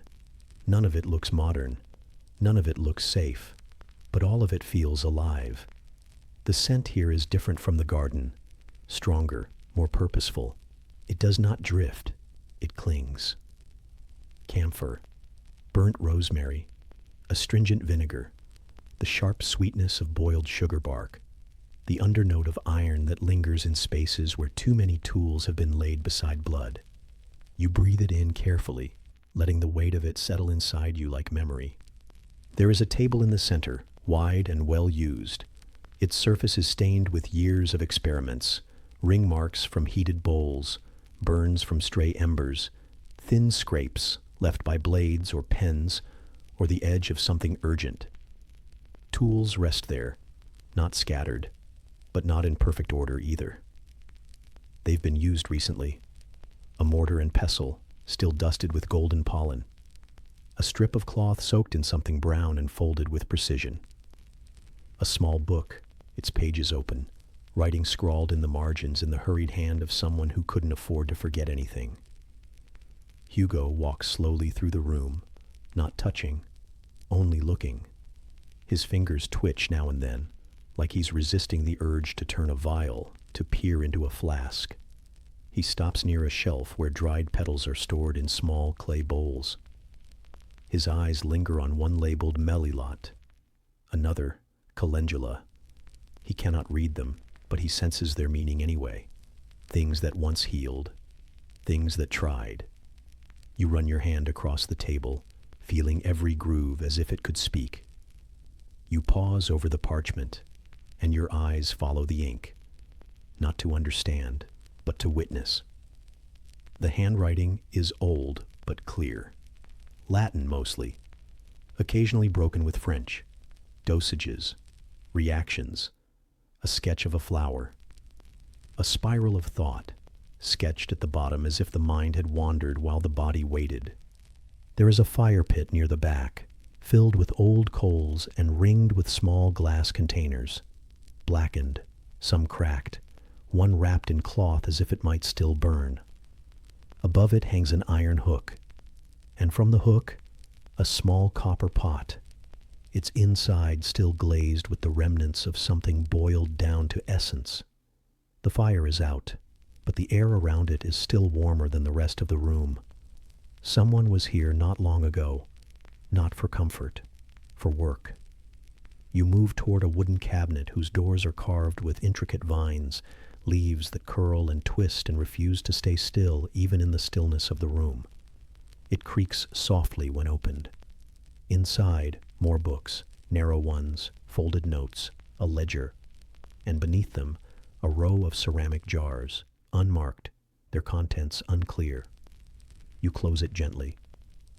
The sound it makes is a hush. There's a stool beneath the window, and for a moment you sit, letting the late light trace its way across your shoulder, then your arm, then the edge of the table. Dust dances through it, caught in the current of a breeze that you didn't notice until now. You lean your head back and close your eyes, not to sleep, but to feel the weight of stillness against your eyelids. The lab doesn't feel abandoned. It feels paused, the way someone might leave a kettle warming or a letter half written. There's something sacred about this place, but not because of prayer. It is sacred because someone chose to try here, again and again, with vials and herbs and all the fragile instruments of care. This room doesn't scream of victories. It whispers of effort, of hope softened by failure, but not erased. You can feel it in the air, the kind of persistence that doesn't beg to be noticed, but quietly insists on continuing anyway. Hugo sits on the floor near the hearth now, watching a moth flutter near the beam of light. He doesn't speak, but when he glances at you, there's something calm in his gaze, something less shadowed. For the first time in what feels like days, he is not pressed by fear, just suspended by quiet. You rise again, pacing slowly. You find a small vial near the sink, filled with something that catches the light in gold. You hold it up, watch it shift. The liquid folds in on itself, then stills. You don't know what it does. You don't need to. It was made to help. That is enough. Eventually, the shadows deepen. The light thins. The room tilts toward dusk. You do not take anything. You do not disturb the balance. You only close the cabinet, straighten the stool, snuff the candle with your breath, and when you leave, you close the door behind you.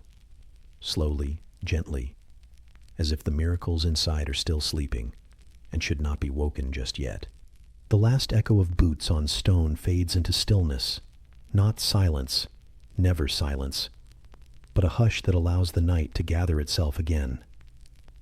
You've passed through too many ruined places to trust stillness completely, but this time, the danger doesn't feel sharp. It feels tired, like a blade set down and forgotten.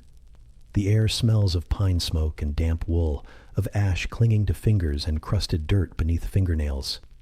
You sit now, not because it is safe, but because the world has stopped chasing, for a breath, for a blink, for a moment wrapped in firelight. The campfire crackles with a kind of stubborn rhythm, like someone talking to themselves under their breath. You don't know who lit it. Maybe Malie, maybe Arthur, maybe someone who was here before and never made it far. But it doesn't matter. It burns now, and its warmth seeps into your skin in slow, lazy spirals. You stretch your legs out without thinking. You lean back against a moss-damp log, head heavy, heart heavier. Hugo is asleep beside you, not deeply, but with the kind of sleep children have when they know someone else is awake to watch. Malie sits across from you, legs crossed, picking at a crust of bread with her fingernails. She's not looking at you, not really. Her eyes are somewhere just beyond the flames, tracking thoughts you're not invited into. Her smile, if it's a smile, is too thin to reach her eyes. Arthur, by contrast, is all angles and shadows, hunched just outside the light, sharpening a knife on a whetstone that sings like a whisper when it scrapes. He hasn't said a word since they rescued you. You don't know if he ever will. The bread they give you is still warm. That surprises you, not just because warmth is rare, but because the idea that something as small and soft as bread could carry comfort feels almost foreign. Your hands tremble when you take it, not from fear, not from hunger, though there is that too, but from the strangeness of kindness, of survival shared instead of stolen. The bread smells faintly of rosemary, or maybe that's your imagination, your memory trying to fill in the gaps of things that used to matter. You bite into it and chew slowly, not to savor it, not exactly, but to delay swallowing, as if tasting it longer might somehow make this moment last. The fire pops, and a fleck of ember lifts into the air like a firefly with nowhere to go. Above, the stars are veiled by thin clouds that glow with the ghost light of a moon, not quite willing to show its face. You listen to Malie breathe, to Hugo murmur softly in his sleep, to the way the woods press in but do not intrude. For the first time in days, maybe weeks, you're not walking, not running, not hiding, just here, in a camp that is more suggestion than structure, with people who might leave at dawn or might not. Thieves, perhaps. Survivors, certainly. You should ask them why they helped you. You don't. Some truths don't need to be said, and some lies are better left unspoken. Instead, you close your eyes for a second. Just a second.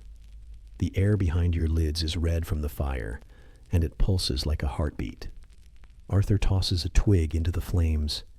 He doesn't look at it burn. Malie does. Her eyes follow the flickers like she's counting something. Losses, maybe, or days, or lies. She doesn't speak until the fire's glow softens to amber, and even then, her voice is more smoke than sound. "Don't get used to this," she says. You're not sure if she's talking to you or herself. Maybe both. You nod anyway. Not because you agree, but because it's easier than arguing with someone who's forgotten how to believe in tomorrow. There's stew, too. Thin, and not particularly good, but hot. You sip from a wooden bowl and feel it trace your throat with the gentleness of something trying not to wake you. It's made with whatever they found nearby. Bitter greens, maybe dandelion, a bit of root, possibly rat. You don't ask. You're grateful. That's enough. Malie watches you eat like she's unsure what you'll say, as if you might praise her, or curse her, or cry. You do none of those things. You just keep chewing. Quietly. Respectfully. As if the food has its own kind of prayer. Time folds in on itself near the fire. The trees hold the light in their branches like stained glass. Hugo shifts in his sleep and presses against your side, murmuring something about Mother, about the birds you saw earlier, about nothing at all. You brush a curl from his forehead and tuck his hand beneath the blanket. He sighs like the world is a little less sharp now. And for him, it might be. You let him believe that. Arthur finally speaks. Just one sentence. We leave before first light. Then he goes quiet again. That's enough. Millie nods, stretches her legs, and leans back until she's nearly horizontal, the stars painted across her boots. She hums something low, a song without words. Maybe something her mother once sang. Maybe something she made up to keep the dark from feeling like a mouth. The melody catches in your ears like thread on bark. You don't know it, but you don't want it to stop. Sleep comes in fragments, not as a full surrender, but in drips, like water leaking through a roof, pooling on your chest, then soaking through. You drift in and out. You think you see someone walking beyond the edge of camp, but the firelight plays tricks, and the woods are full of old ghosts. No one screams. No one runs. The night does not end in blood. It just settles. You dream of bread. Not this bread, but the kind from your kitchen, back when there was a kitchen. With butter, thick and yellow. With laughter from the next room. With sunlight through the window and flour on your fingertips. You wake not with a start, but with a softness. The dream leaves a film on your skin, not sadness, just distance. The fire is low now, but not dead. Embers glow like coals behind half-lidded eyes. Arthur is gone, scouting probably. Mellie sits up slowly, rubbing sleep from her arms, not her eyes. Hugo is still curled beside you, safe, breathing, whole. You adjust the blanket over his shoulders and rise quietly, joints stiff, body sore in all the familiar places. The forest doesn't look different, but it feels less cruel. There's a moment, just a blink, where the camp feels like a place you could stay, where the morning might come with birdsong instead of orders, but you know better. Places like this aren't made to last. Still, you carry the memory of it, the smell of smoke in your hair, the heat of bread in your palm, the way Maylie laughed once when she thought no one was listening, and when the fire finally gutters out, sending its last warmth into the ash, you stand with it, not above it, with it. The warmth lingers on your palms just a moment longer than it should.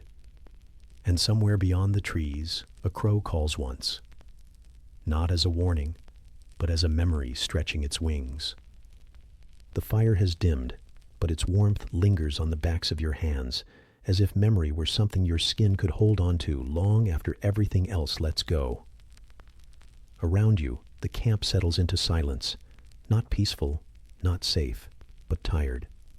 Millie is already asleep, her body curled tight beneath the wool, like someone expecting the cold to change its mind and return.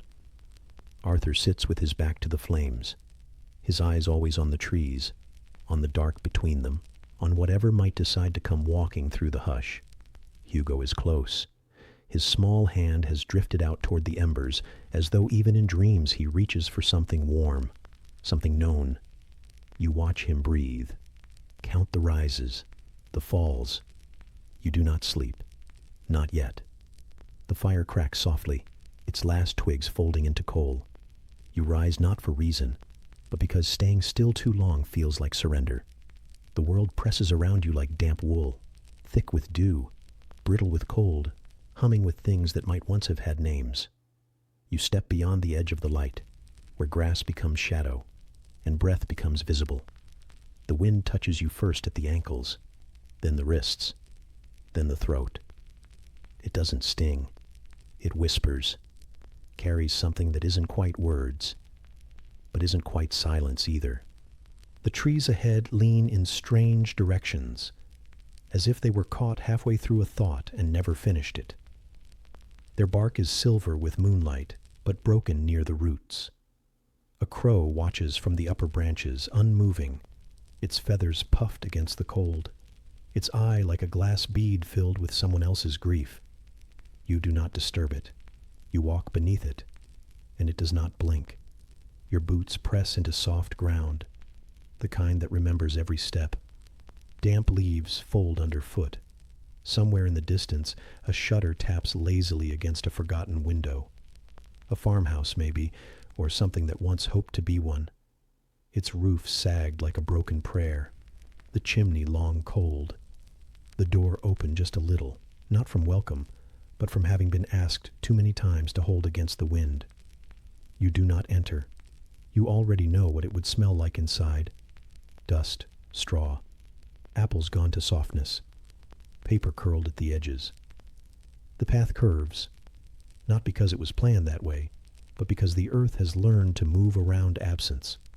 Stones line the edge like teeth, some straight, some fallen, all chipped with the weight of passing time. The wind thickens here, picks up speed like breath before a question. You pause beside an old milestone, the writing long since eaten by lichen. Your fingers brush across it anyway, as if names might still live in stone, waiting for skin to remember them. And that's when you hear it. Not a voice, not exactly. Just the sound of something trying to become one. A syllable caught in the wind, reshaped by bark and leaf and ruin. It doesn't say your name, but it feels like it could, or like it once did long ago, before you became someone else, before this road, before the rats, before the fear that shaped itself into a younger brother and asked you to protect it. You keep walking. The wind follows. Every broken shutter, every crooked tree, every crack in the stone seems to carry an echo. Not loud, not sharp, just present, as though the world is filled with people who wanted to speak, but never did. You think of the ones you've left behind, the ones you could not carry. Their names sit behind your teeth like bitter herbs. You do not speak them. You do not say anything at all. You just keep walking. The wind says enough for both of you. Eventually the trees thin. The grass gives way to dry earth. The path opens onto a small rise, a hill with no name, no markers, just the shape of a place that once mattered to someone. You stand at its crest and look out. The valley is dark, but not silent. You hear water, slow, heavy, the kind that moves not because it must, but because it always has. A river, maybe, or the edge of a lake too still to be sure, and there, across the bank, faint lights, fireflies, lanterns, or dreams left burning too close to the ground. It doesn't matter. The sight is soft, and soft things are rare enough now to be holy. You sit, not because you're tired, but because standing feels like pretending you still know where to go. The wind moves through your hair, tugs at your sleeves. It feels like a lullaby someone forgot the words to. From your pocket, a small object, nothing grand, a brooch, a ribbon, a carved piece of wood. It's warm from your body, curved slightly from time. You hold it loosely, not to examine, but to remember. There is no one left to show it to, but it still means something, even if just to your own hands. Behind you, a soft rustle. You don't startle. It's not the kind of sound that brings danger, just a presence. Arthur, perhaps, or Melie, or the wind again, gathering itself into the shape of a memory. But it's Hugo. He sits beside you without speaking. His eyes are puffy with sleep, his curls tousled into thorns. He doesn't ask where you've been. He doesn't ask what you're thinking. He just leans gently against your arm and sighs in that way children do when they think no one is listening. You don't speak either. There are no words that would survive this wind anyway. Instead, you reach for his hand. It's cold, but not trembling. His fingers wrap around yours like ivy around stone. Slow, certain, a little wild. You both sit in the hush, watching the world not end, but pause, listening to a wind that carries names you can't say, but still somehow recognize. Far below, the river moves. The trees sway. The sky bruises with stars.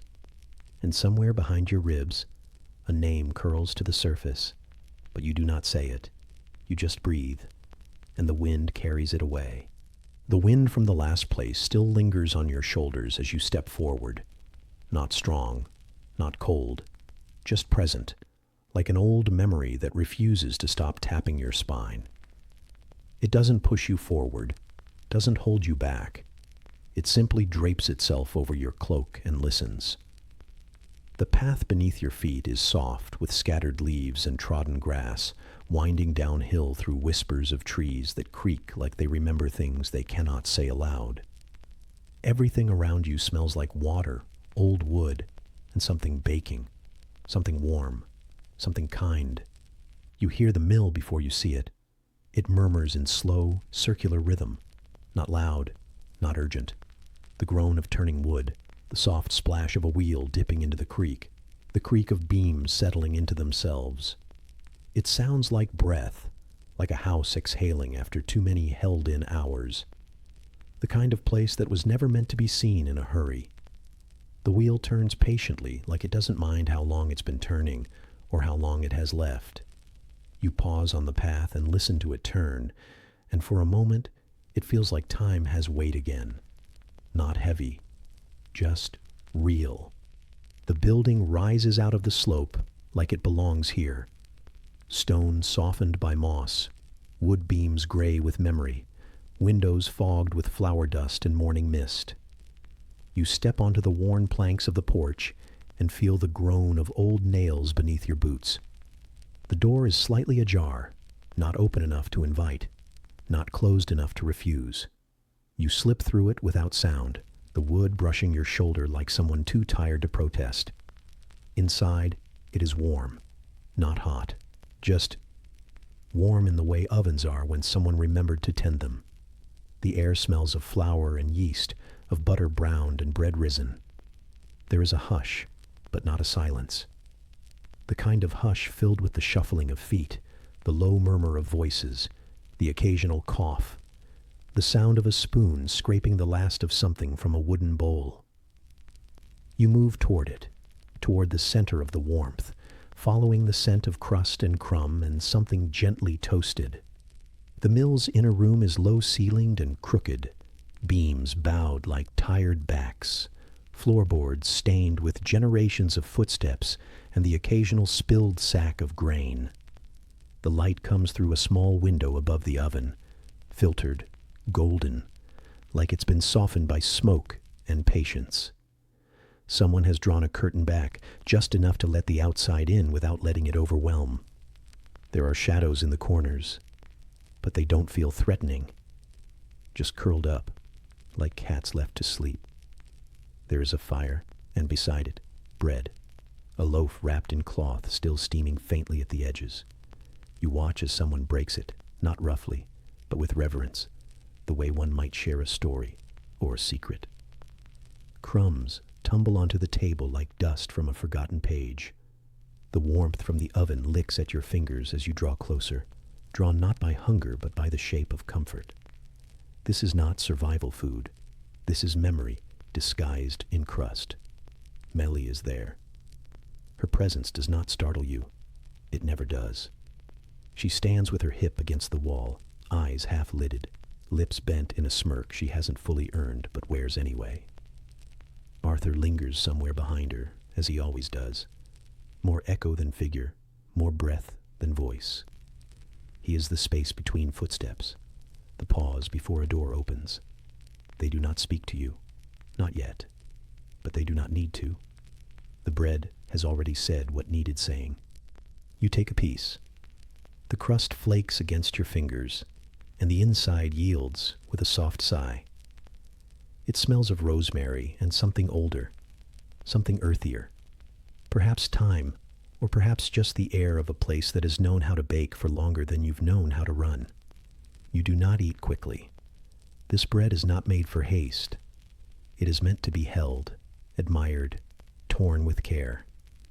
Each bite is heavy, not with food, but with feeling, warmth spreading through your chest, like a blanket slowly unfolding.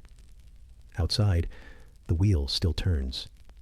You hear it even now, layered beneath the sound of wind in the rafters and the rustle of someone shifting in a chair. The mill grinds nothing now, but it moves as though it remembers how. The stones below might still be capable of crushing wheat to flour, if only someone asked them gently enough. You wonder what it feels like to be useful only in memory. Then again, maybe that's all anything is, now. Hugo sleeps nearby, curled beneath a blanket of old burlap and wool, one arm wrapped around nothing, or perhaps something he carried in a dream. His face is smudged with soot, his hair a tangled crown of sleep. He stirs slightly, not from discomfort, but from the echo of your thoughts. His breath is steady, even. The kind of breathing that comes only when the body knows it is safe, if not from the world, then at least from the hour. Someone stokes the fire. The iron poker scrapes against the stones, embers shifting like soft-spoken arguments. You sit, not because you were told to, not because you're tired, but because the chair is there, and your knees ache, and there is no need to stand when the world, for once, does not require it. The wood beneath you is uneven, worn smooth in some places and rough in others, as if shaped by generations of those who sat and waited. For food, for morning, for news, for someone to come back who didn't. No one talks about the road. No one mentions the men who hunt, the rats that writhe, the names no longer spoken aloud. In this room, those things do not vanish, but they soften. Their edges blur. They become something to be remembered later. Not now. Now is for bread. Now is for fire. Now is for silence that doesn't press, doesn't threaten, just lingers. You look at your hands, still calloused, still stained, but not shaking. Not today. The crust crumbles between your fingers, and you let it fall. Someone will sweep it later, or perhaps not. Perhaps the crumbs will remain, ground into the floorboards, feeding the mice or the memories. It doesn't matter. Not now. Melly eventually speaks, but only to herself. A story, maybe, or a joke. Something about soldiers who couldn't tie their own boots. You smile without meaning to. Arthur chuckles, though it sounds more like breath than laughter. The fire answers with a pop, and somewhere beyond the walls, an owl stirs. The world is still there, but smaller now, manageable. You do not sleep, but you drift, between bites, between breaths, between memories of chasing and being chased.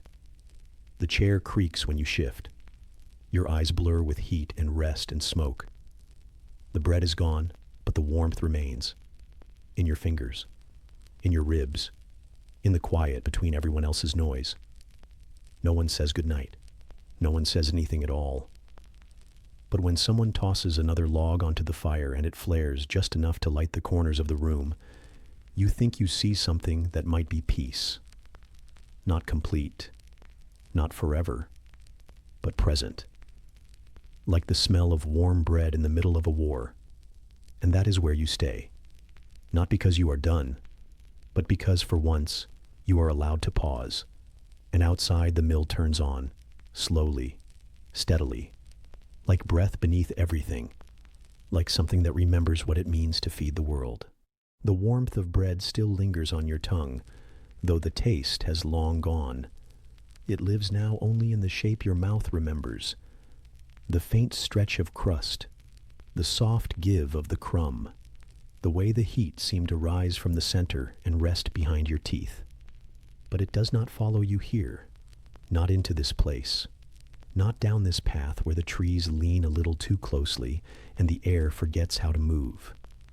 You walk as if the air itself is reluctant, as if it clings to your cloak, to your thoughts, to the idea that going forward will uncover something best left buried. But forward is the only direction the silence allows. The others do not speak. They are near, but their presence is like stone, solid, cold, unyielding. They make no demands of you. They do not offer comfort. They are here only because they must be, and so are you. The estate rises before you, slow and unfamiliar. Not because you've never seen it before, you have, but because it has changed. Or maybe you have. Its silhouette is softer now, edges dulled by time or distance or grief. The walls are no longer proud. They lean in tired angles, like old men trying not to be seen. The windows are dull with dust, and the ivy has begun to swallow the corners of the stone. But it is not the building that unsettles you. It is what lies beneath it. The steps that lead down are hidden at first, beneath broken crates, beneath the shadow of a leaning shelf. But once found, they are unmistakable. Worn from use, stained by hands that carried things not meant to be carried. The air here is older. It smells of candles burned to nothing, of paper that should have turned to ash, of oil that still clings to the walls like memory. Each step downward is slower than the last, not out of fear, but reverence. You are not descending into danger. You are descending into history. The corridor bends, then narrows, then opens again. You pass through it like breath through a reed, compressed, redirected, finally released into something wider, something hollow. The light is faint, not gone, just hiding. It clings to the edges of things, the corner of a desk, the spine of a book, the lip of a shattered beaker. Everything is dusted in silver and shadow. And then you see her. She does not greet you. She does not rise. She is seated, barely moving, her body wrapped in stillness like linen around a wound. Her head is bowed, her hands resting in her lap, one thumb tracing the other in a motion too slow to be thoughtless. You know her. Of course you do. But knowing is not the same as recognizing. And recognition comes slowly, like light through fog. Her face is thinner. Her voice, when it comes, is not a sound so much as a presence, something that fills the space between walls, between breaths. She speaks, and the words are familiar, but they land like feathers soaked in lead. You listen not to understand, but to remember. And as she speaks, you do. You remember her hair brushing your cheek as she leaned in to whisper lullabies she never finished. You remember the scent of her sleeves after she crushed herbs between her palms. You remember the silence that settled over her shoulders long before she was taken. And now you remember where that silence has lived. She speaks of things you do not want to know, of pain charted in ink and tincture, of choices wrapped in desperation, of the burden of secrets no one asked her to keep. Her words are soft, but they do not drift. They anchor themselves in your chest, in the space where grief has built its nest. She does not cry. You do not cry. But the air here feels heavy with all the tears neither of you has the right to release. You move through the chamber, slowly, carefully, as if each object still holds her breath. The shelves are crowded with bottles, dried herbs, pages sewn together with string. Some labels are faded. Some are smudged by fingerprints. All are familiar in a way that feels wrong. This should not have been her world. This cellar, this silence, and yet it was. You touch the edge of a table. It is smooth in the center, rough at the corners, worn by use. There are burn marks where candles stood too long, scratches where mortar was dragged without care. A child's voice echoes faintly in your mind, not yours, not Hugo's. A memory not of sound, but of presence. Something that once ran barefoot through the halls now sleeps within the stone. You find her journal. The pages are brittle, the ink faded, but the words are hers, her hand, precise, small, steady. Each sentence a window into time you never saw. She wrote not for you, not for Hugo, but for something beyond both of you. A cure, maybe, or a future, or perhaps just a place to place the weight she carried so long alone. You read, slowly, as if the act itself could change something, as if understanding her would undo the years she spent in this hollowed place. The words do not offer answers, but they hum with intent, with care, with something like love buried beneath the clinical restraint. She tried. That is what the ink says, again and again. She tried, even when it broke her. She rises only once, and when she does, it is like watching a ghost reclaim its shape. Her steps are small, her breath shallow, but there is grace in the way she moves, not the grace of dancers, but of survivors, of those who bend without breaking, crack without shattering. She stands beside you, her hand brushing yours, and you feel again what it is to be someone's child. Not protected, not shielded, just held. There is no reunion, no great reckoning, just presence. Her hand, your breath, the millstone silence of a room that has watched too much and said too little. You do not ask her to leave, not yet. You do not speak of escape or paths or torches or guards. You simply sit beside her as if time can be borrowed from the hourglass long enough to let your shoulders fall. She touches Hugo's name on a page and smiles, not with joy, but with recognition. And then she closes the book. The way back is longer than the way down, not in distance, in weight. The air resists you now, as if it too wishes she would stay. The stairs creak louder. The light outside the doorway is too sharp. You carry nothing in your hands, but your chest is full. You do not look back. But even as the door closes, you can still smell the herbs on her skin, still feel the air she shared, still carry the silence that was never quite broken. And somewhere far above, the wind shifts. It does not howl. It does not sing. It just lingers, like a name not spoken, but remembered. The scent of her skin still lingers behind your breath. Rosemary, old linen, something sharper underneath. Even as the door behind you sinks closed like a sigh. You carry her silence with you now, folded neatly between your ribs, heavier than anything else you brought. There are no goodbyes. Not really. Just the soft ache of departure, and the way the ground feels a little different beneath your feet when someone you love stays behind. The world outside the chamber has not waited. It has simply kept moving in the slow, unfeeling way that things do when no one is left to witness their motion. The wind has grown colder, the shadows longer. You notice this not by looking, not directly, but by how your body hunches just slightly tighter beneath your cloak, how your hand lingers near the pouch of fire-making things, how Hugo no longer skips but walks close, fingers brushing your sleeve like a question he doesn't know how to ask. Ahead lies the field. You know it before you see it. It announces itself in stillness, not the hush of peace, but the hush of places where sound is unwelcome. The road narrows, the trees thin, the birds vanish. And then the sky opens wide and flat and wrong. The battlefield is not a place. It is a wound. You step onto it not with intent, but with necessity. The grass is no longer grass. It has been trampled into mud, layered with ash, salted with old iron. The earth is pitted and torn, as if it too once tried to run.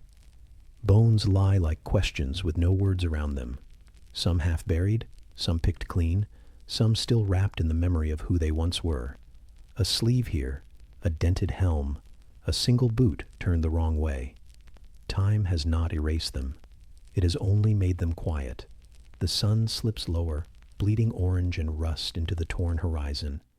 It stains the bones gold for a moment, almost beautiful, almost kind, and then the light gives way, slowly, inevitably, as it always does. You do not hurry.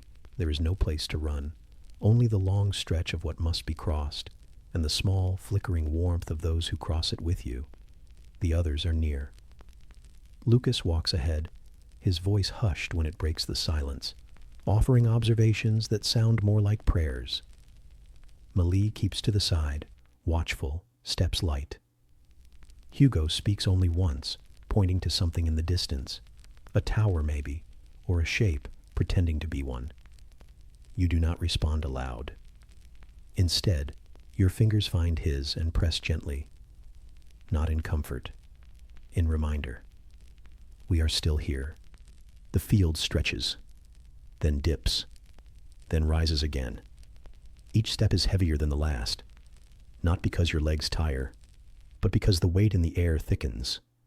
The wind carries no song, only the dry whisper of cloth against bone, of leaves too brittle to rustle. Somewhere beneath your feet, The dead still hold the memory of their weapons. Rusted blades, broken shafts, a wheel from a siege engine that never reached its mark. The war is over, you think, but only in theory. There is a path, barely, winding between what's left. Someone once walked this way with purpose. Or perhaps many did, in haste, in panic. It is hard to tell the difference here. You step where others once ran, and where others once fell. Your foot nudges something soft, not flesh, not anymore. A tunic faded to the color of dust, buttons long gone. You do not look closer.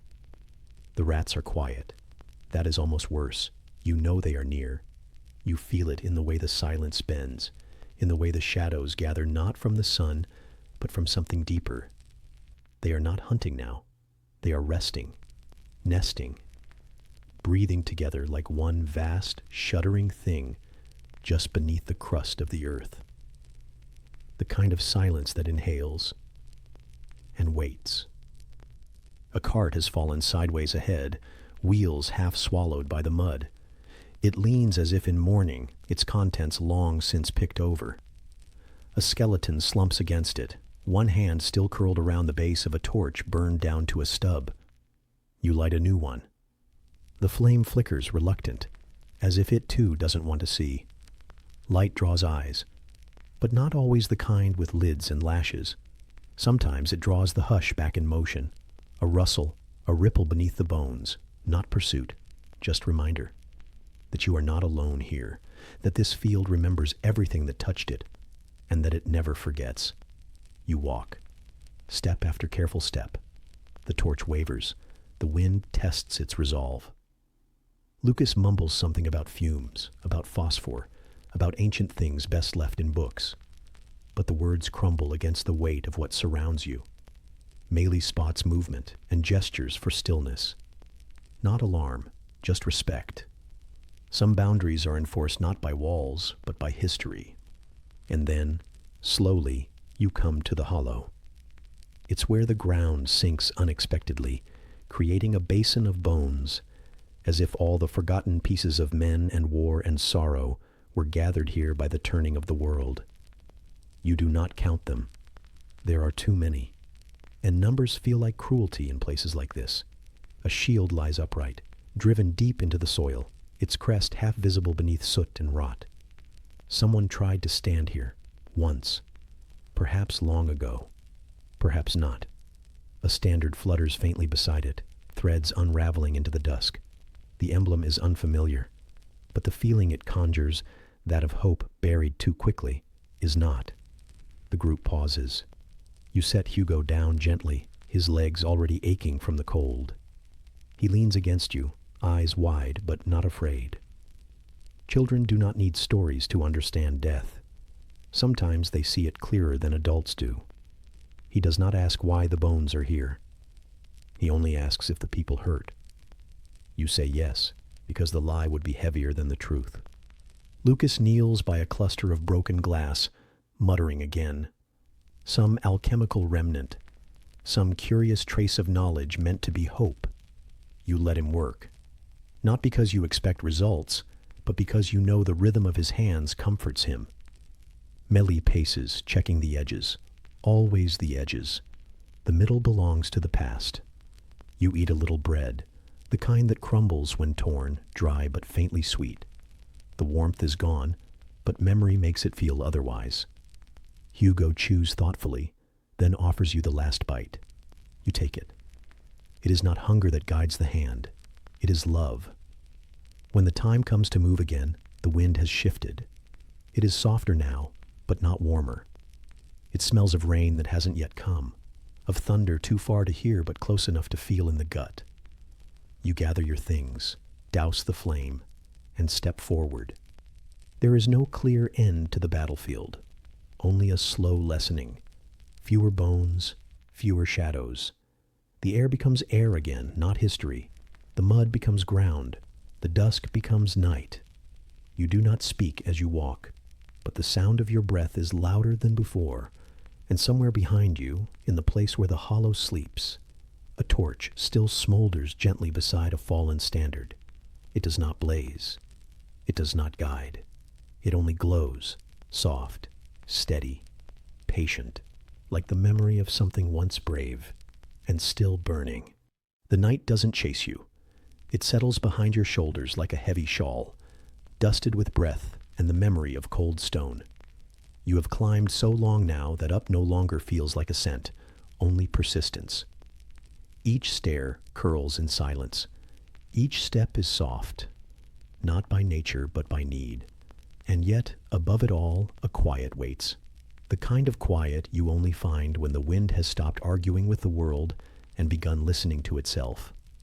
The tower receives you like a cathedral that forgot its prayers. Stones lean where they were never meant to. Wood creaks with no rhythm, just the sound of age remembering its own fragility. The door doesn't open so much as yield, and when it does, the space inside breathes, shallow and still, as if every corner is waiting to exhale.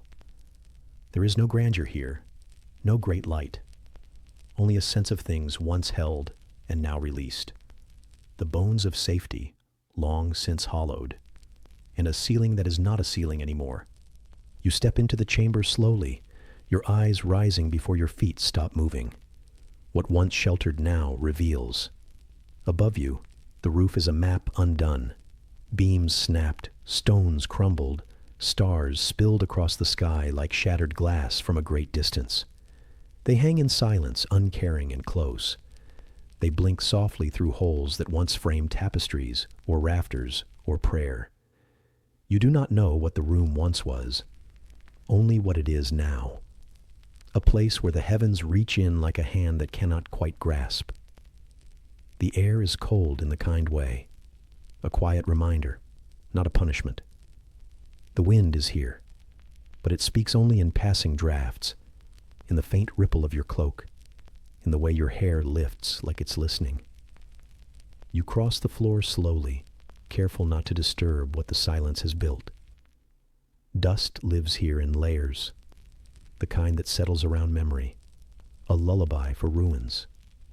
In the corner of the room, Hugo sleeps, curled like something the world could not unfold.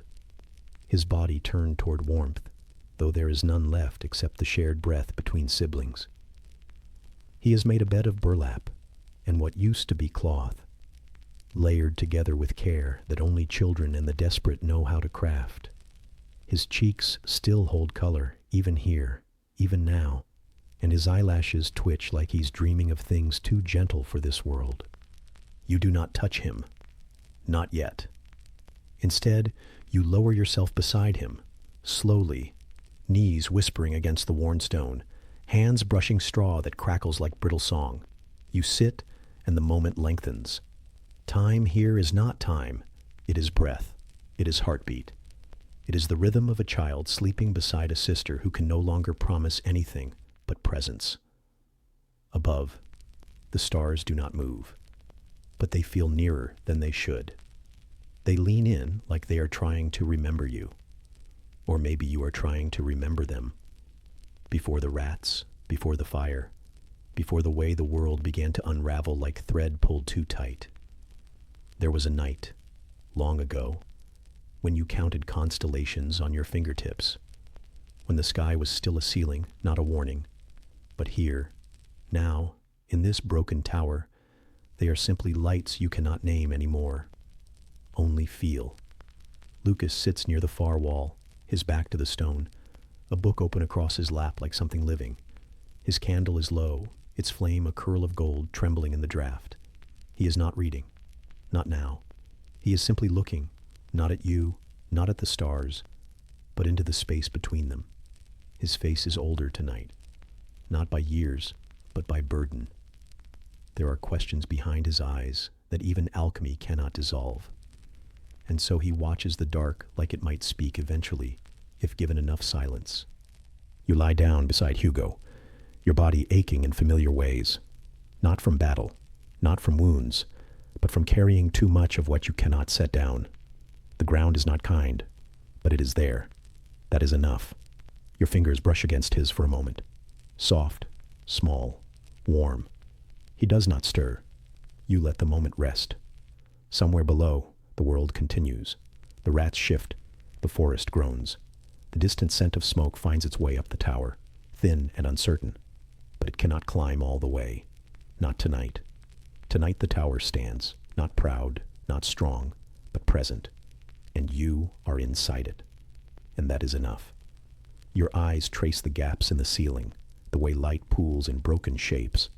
The stars are scattered, uneven, fractured. But even broken things can shine. Even splintered skies can guide. You let the patterns settle into your chest like breath. No names, no constellations. Just points of light held in a dome of night that forgot how to hold itself. You think of your mother, not as she was, but as a feeling. A warmth in a room now gone. A hand on your hair. A word spoken low.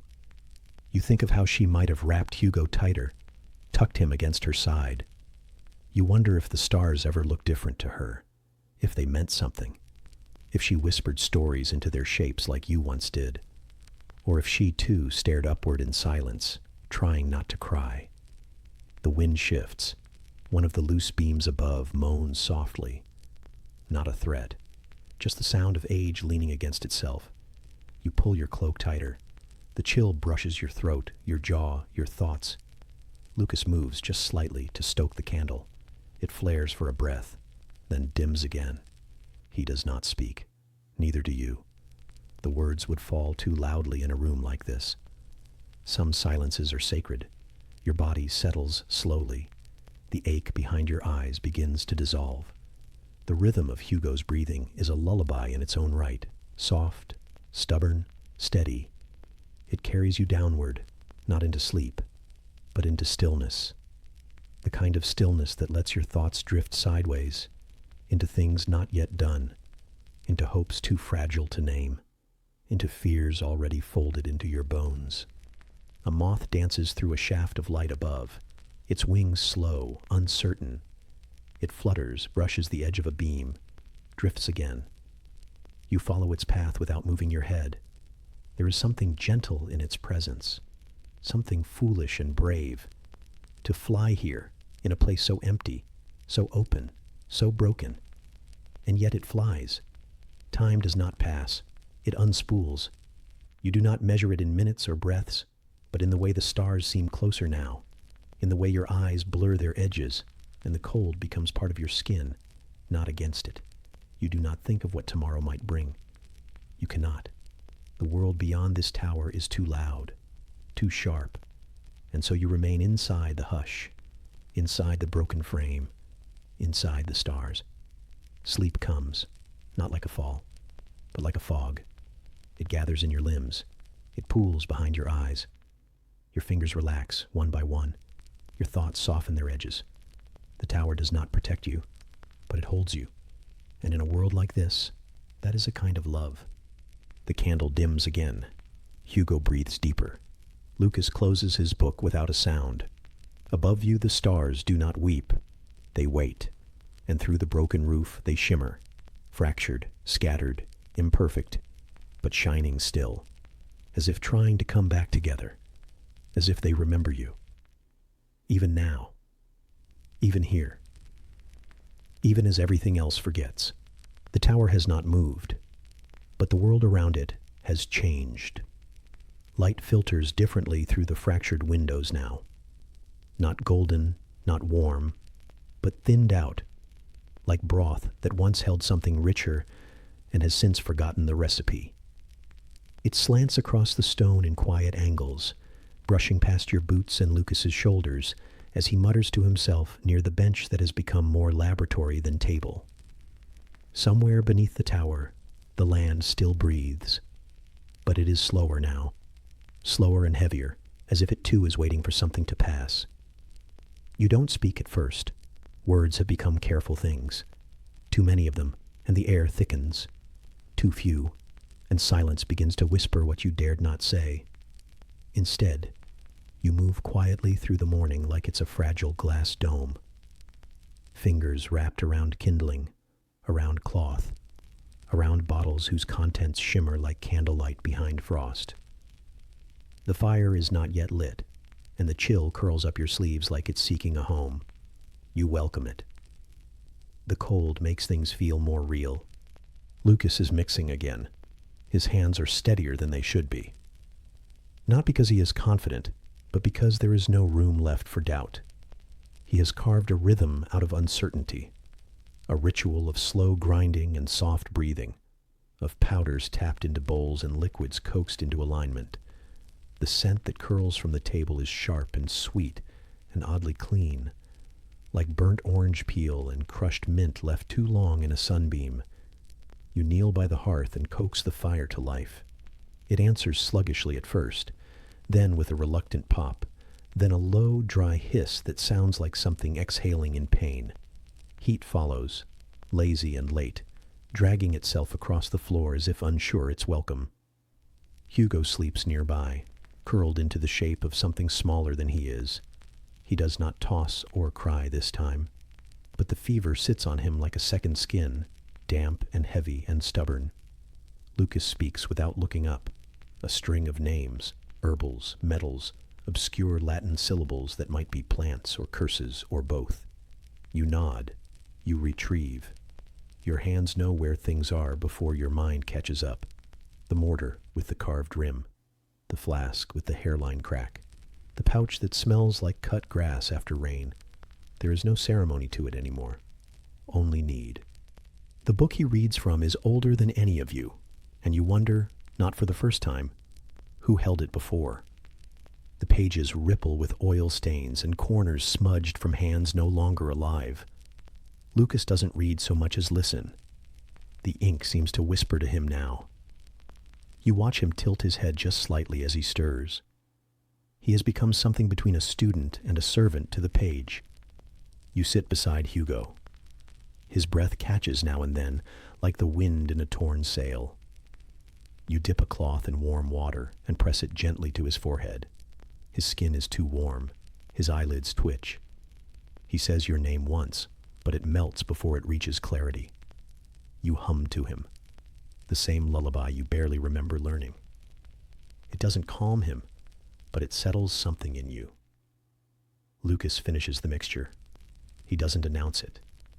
He simply brings it over in a small glass vial, the liquid inside the color of dusk, that in-between purple where the sky forgets what hour it is.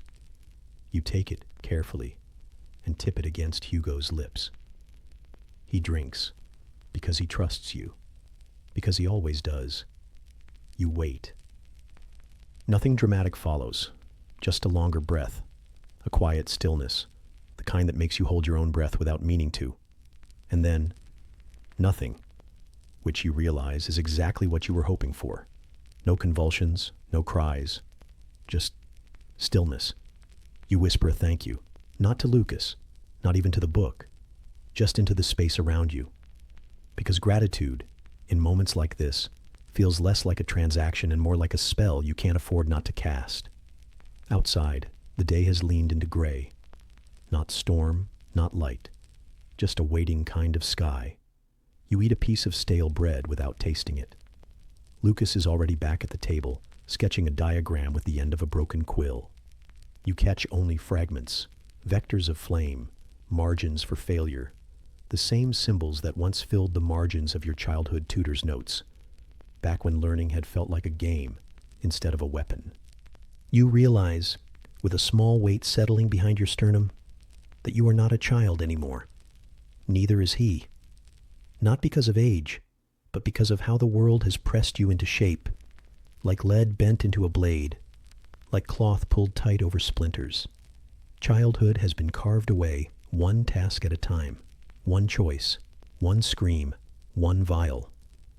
Evening drapes itself over the broken rafters like a cloak that doesn't quite fit. The stars are beginning to show, but shyly, fractured through beams and missing roof tiles. They blink like memories half remembered.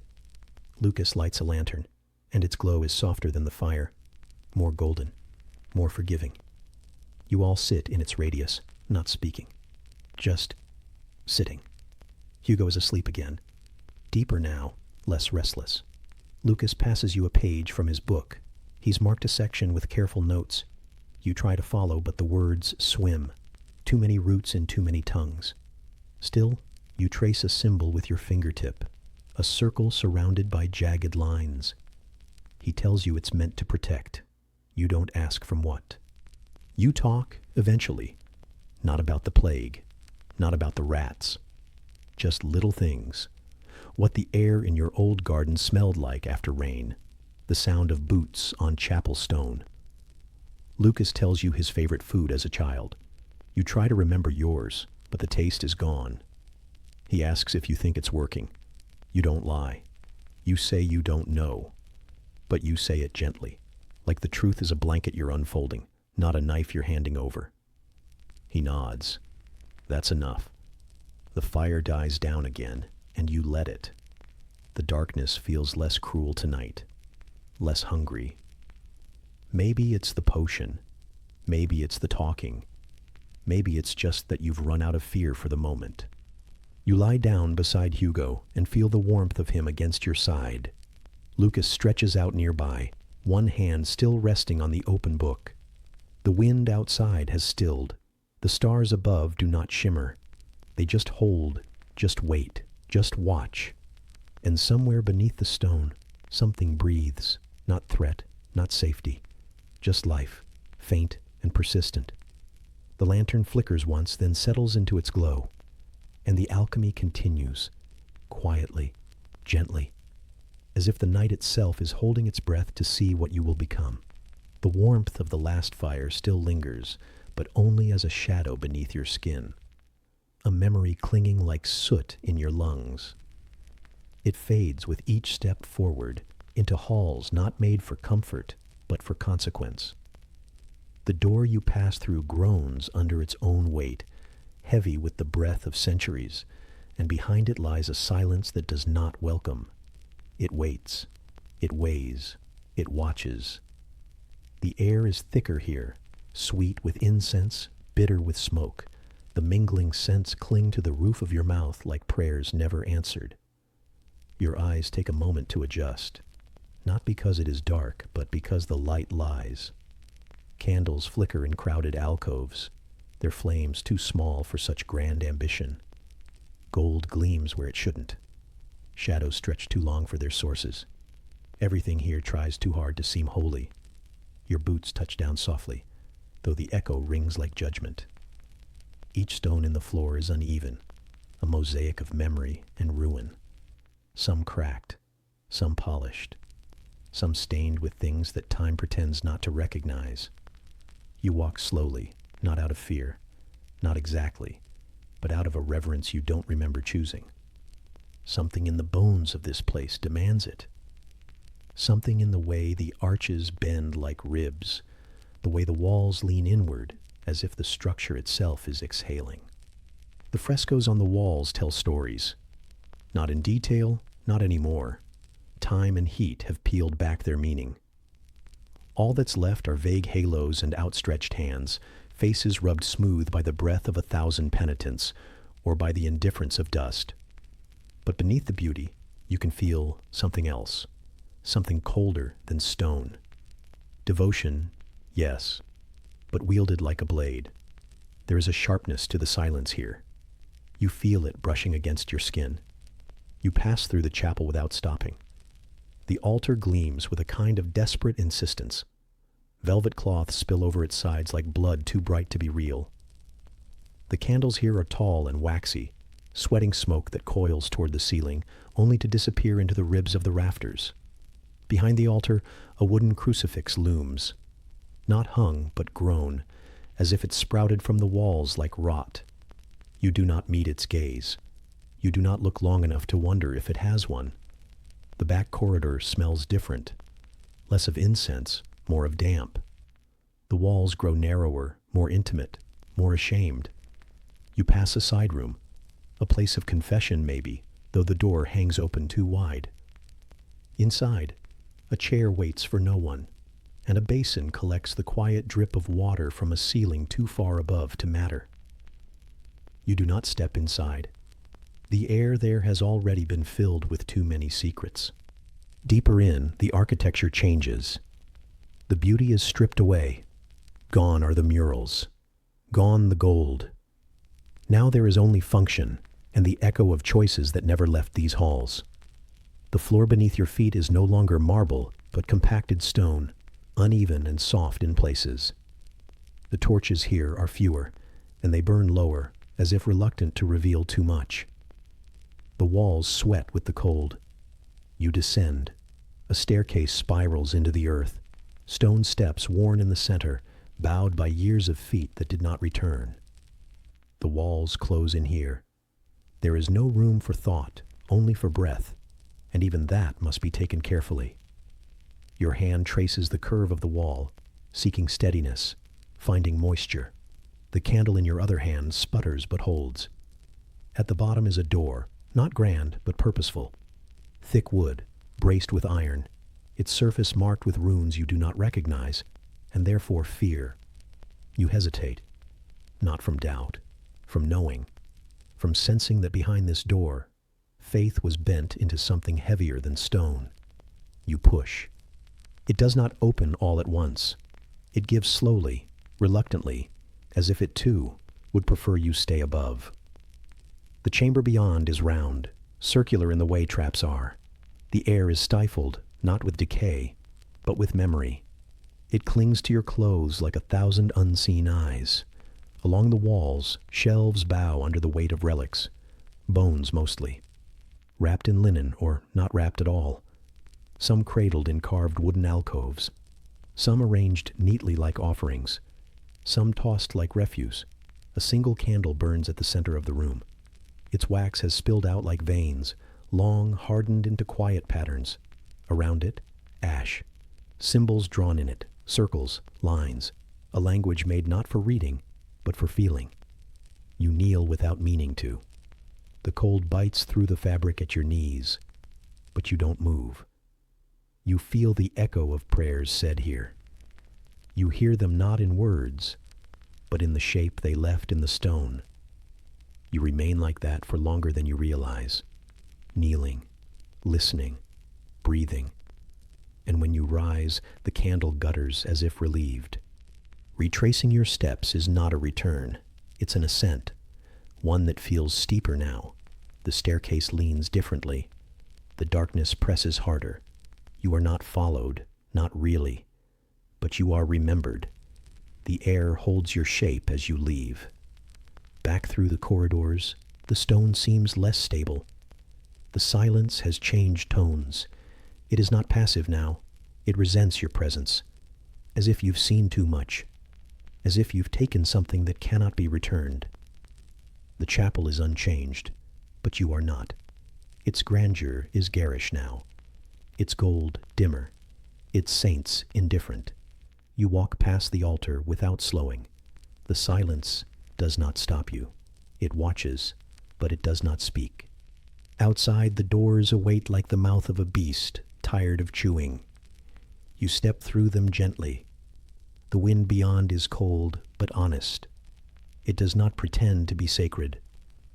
And as the fortress exhales behind you, thick with incense, thick with ash, you feel the shape of its weight settle into your bones. You do not shed it. Not yet. Not tonight. The wind behind you carries the last of the incense away, leaving only the breath of moss and morning stone. The path curves not with purpose, but with the weight of something buried beneath it. Something old, something that once had a name, and has since become the shape of silence. You follow it because there is nowhere else to go. Not out of need, not out of fear. Only because the path is still there, and your legs are still willing, and the day hasn't told you no. The entrance waits like a thought you meant to forget, set low into the hillside, framed in ivy, swallowed by the shadow of higher ground. There is no sign, no carving, no warning, only the arch of stone, and the way the door yields under your hand, as if it has been waiting for yours specifically, not for years, not for decades, but for exactly now. The hinges groan, not with age, but with memory. You step inside. The air changes. It thickens, not with dust, not exactly, but with the suggestion of breath held too long. It curls around your ankles like the scent of dried ink and beeswax, of parchment that has not been touched, but still knows it is being watched. The floor slopes downward, gently at first, then with more insistence, as if the building itself has bowed to the weight of what it holds. Light is no longer a companion here. It drips in from slits in the ceiling like honey from a cracked jar, golden and slow and reluctant to fall. You follow it, that trickle of radiance, your hands brushing against shelves taller than memory. The wood here has warped with the centuries, bending like old men, each bearing its burden with quiet pride. The books are many, and none of them are still. Their pages shift when you are not looking. Their spines sigh when you pass. Some are open to lines you cannot read, but still feel like lullabies in a forgotten tongue, like secrets that never needed words to hurt. You pause, not to rest, but because the air asks you to. There is a place where the ceiling opens wider, a dome cracked by time and ivy, where the light spills down like judgment. In the center, a table, not grand, not ornate, just wide enough to cradle 100 years of thought. On it rests a single book, bound in worn leather, its corners softened by too many fingers. It does not look ancient. It looks tired.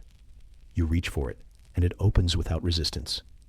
Not to the beginning, not to the end, but to a middle you didn't know you were part of. The words on the page are familiar in a way that stings.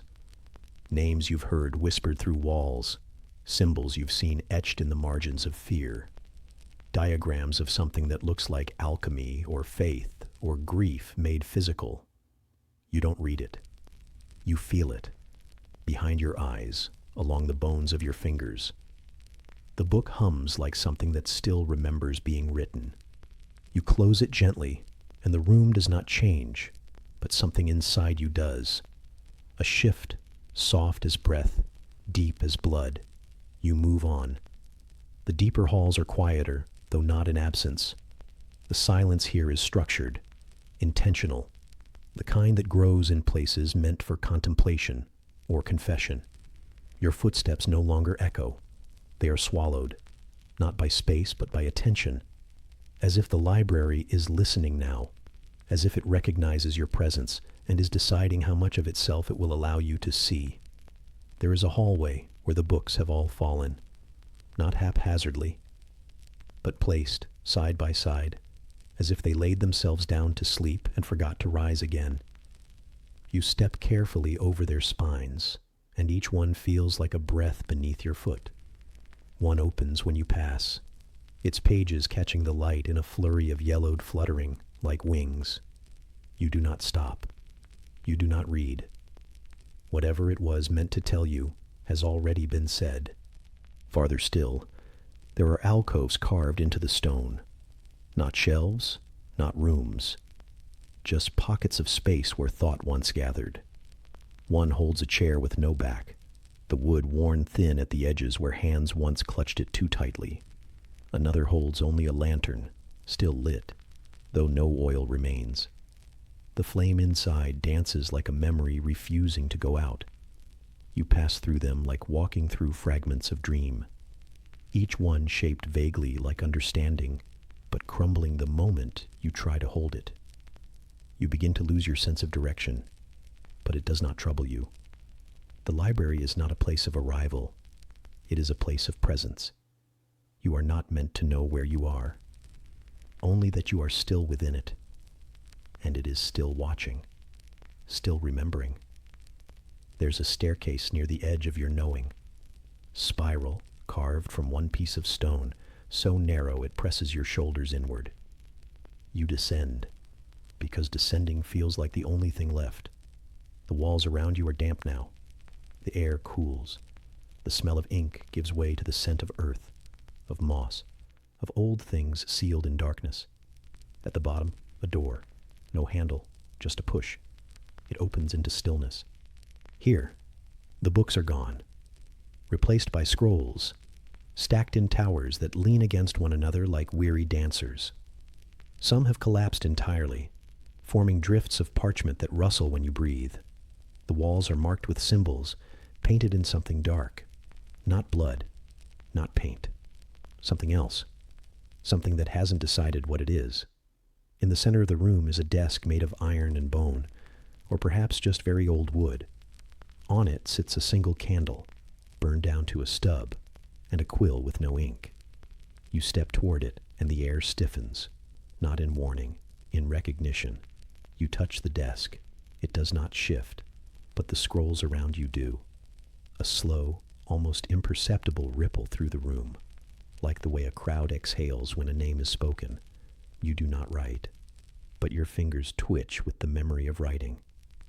A whisper moves through the chamber, not from above, not from behind, but from the parchment itself. A soft sound, like pages turning in a sealed box. You understand nothing of what it says, and yet you understand all of it. The library is not just remembering you, it is writing you. You step back. Slowly, the whisper fades. The scrolls go still. You leave the room as you found it, except now there is something different in your shadow. It drags slightly, as if burdened by knowledge not yet spoken. Back up the stairs, back past the alcoves, back past the sleeping books and the murmuring shelves. The path does not repeat itself. It folds. It bends. The way a thought bends when it meets something it cannot quite hold. At last, a crack of light, soft, golden, familiar. The same door, the same ivy, the same world, waiting just beyond. You step out of the library, and the sun does not greet you. It observes. Your skin prickles, not from cold, but from the way the library still clings to your clothes like static.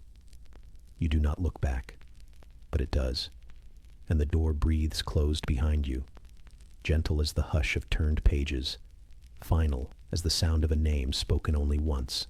The stone behind you still holds the last warmth of day, a fading echo against your back as you pass through the narrow arch and begin your descent.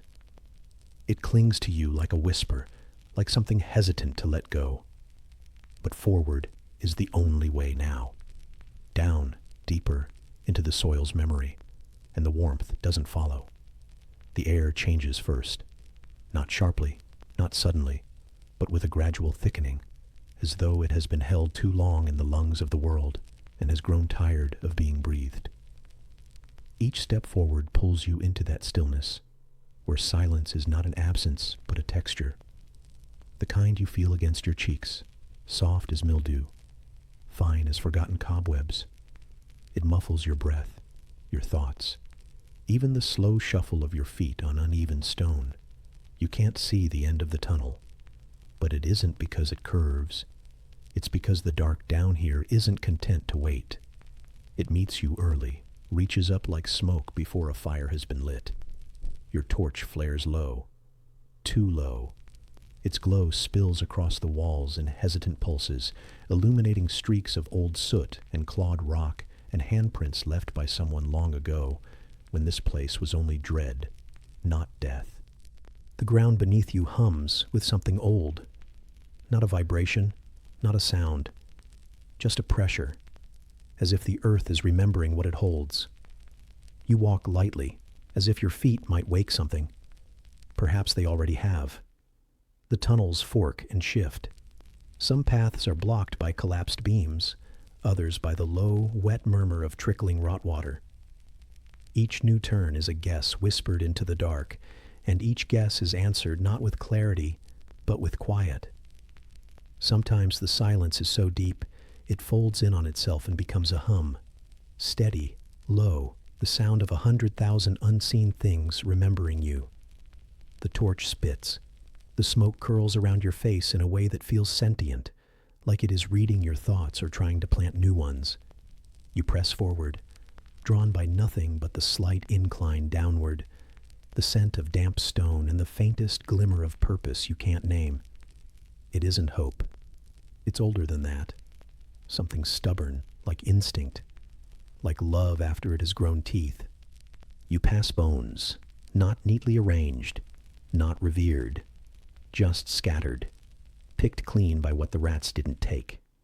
Some of them still wear the remains of armor, of robes, of stories too heavy to carry anymore. One has a hand pressed against the wall, as if reaching for a door that never opened. The other hand is gone. You keep your eyes forward. The walls press closer. Your shoulders brush old limestone, and it crumbles slightly beneath your touch. There is no comfort in that crumble. Only the reminder that everything here, including you, is temporary. And then you hear it. Not clearly. Not as a sound. As a feeling, like breath against the nape of your neck when no one is behind you. It pulses gently, rhythmically, like a heartbeat. Not yours. Not anyone's. Just the Earth's. Just the nest. The corridor opens without warning. One step, then space. A cavern unfolds in front of you, like the belly of something sleeping. The torchlight struggles to reach the edges, but you can feel them. Jagged and rising, slick with roots and teeth and time. And in the center, a pit, or a wound, or a mouth. It moves, not fast, not violently, but with certainty. A writhing surface, black and slick and shifting, rats upon rats upon rats, coiling in slow, sinuous patterns like muscle memory. They don't scream. Not yet. They wait, like breath being held, as if something deeper is watching through their eyes. You don't speak. The cavern wouldn't answer anyway. It isn't a place for language. It's a place for knowing. And you do know now that this is not just where they live. This is where they are born, where they are fed, where they dream, if such things do. Lucas is nearby. You can feel his presence, not close, not touchable, but steady, like a lantern seen from the far end of a tunnel. His voice drifts back to you in memory, words from a moment ago, a day ago, a year. It doesn't matter. His voice is always like that, tethering, but frayed. You step toward the pit, not from bravery, not from madness, but because you must. The floor here is slick, not with water, but with the residue of living things. It clings to your boots, makes your steps slow, measured. It does not welcome haste. The alchemical tools at your belt feel heavier now, like they know, like they remember something you don't. You touch the pouch with your fingers, and the vials clink softly, like wind chimes in a graveyard. The rats part for light, barely, not like before. Here they part because they choose to, not because they fear you. The torchlight holds a fragile authority, but it won't last. You pass along a ledge, narrow, broken in places, shored up with wood that creaks even under your careful weight. Below, the swarm moves as one, pulsing, breathing, folding in on itself and opening again like the lungs of something ancient. You find a ladder. It leads down, of course. You descend slowly, feeling each rung before trusting it. Some are missing. Some are slick. Each one is a question. But there is no other way. At the bottom, the air is thicker. You breathe through your mouth, not because of the smell, but because the air itself seems to resist being pulled into your lungs, like it belongs to something else. You move toward the workbench. It is an island of wood and metal and memory in a sea of dark things. The symbols scrawled across its surface are smeared. The parchment is damp. The ink runs like veins. But it is here that purpose returns, small, dim, but present. You begin to work. Hand steady, mind slow, heart somewhere far behind. Fire is no longer fear. It is science. It is survival. You mix, stir, pour. The chemicals fizz softly. The glass glows faintly. Your hands are a language older than fear now. You are not a child. You are not quite anything anymore.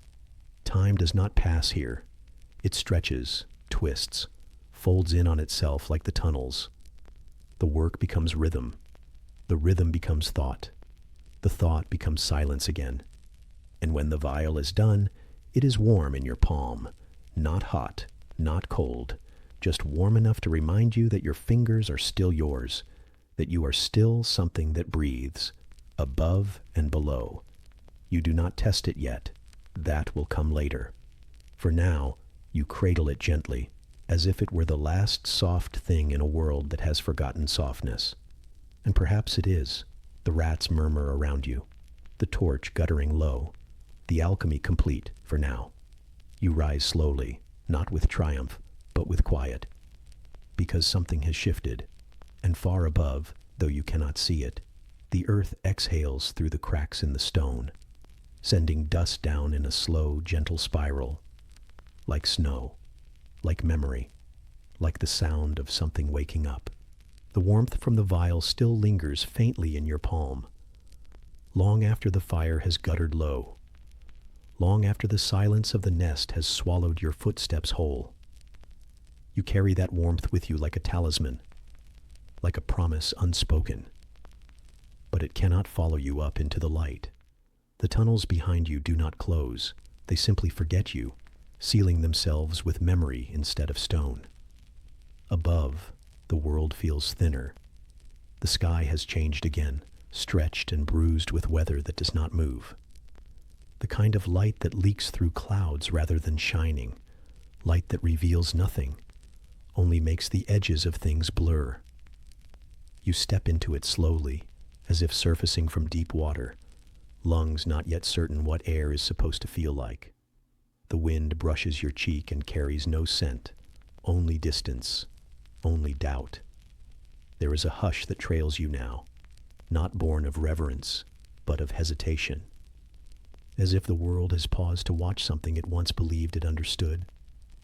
The fortress walls rise around you, solid but tired, stone worn smooth by too many years of waiting. And waiting, and waiting. For what? You're not sure anymore. For peace, perhaps. Or perhaps just for a different kind of silence. You pass through a gate left ajar. The hinges moan like old voices that never quite learned how to say goodbye. The courtyard is empty, save for scraps of yesterday's conversation. A stool tipped over, a spoon half buried in the dust, a toy carved from wood, forgotten beside a broken step. Each thing a fragment, each thing a ghost.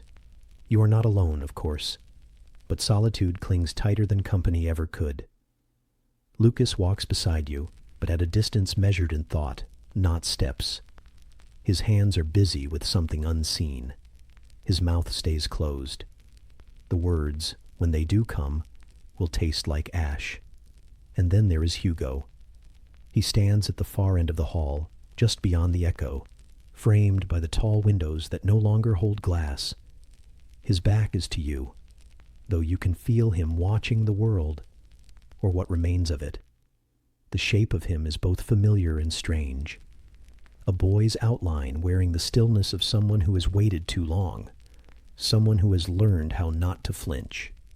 The crown is simple, nothing more than a circlet of tarnished metal, bent slightly at the side where it no longer fits, as it once did. It rests on his hair like something ceremonial, and yet it doesn't glitter. It doesn't demand attention. It only exists.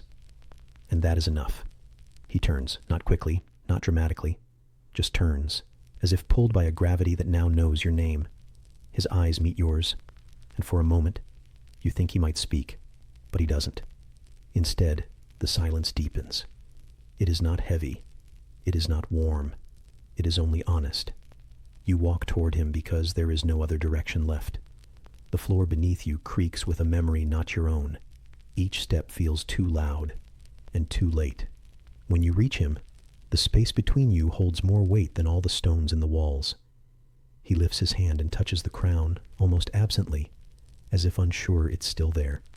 Then his voice breaks through. Not loud, not soft, just real. They said I had to wear it, he murmurs, to be what they needed. You want to answer. You want to take it from his head and throw it into the dirt, but your arms stay still, because you understand now. The crown is not the thing that changed him.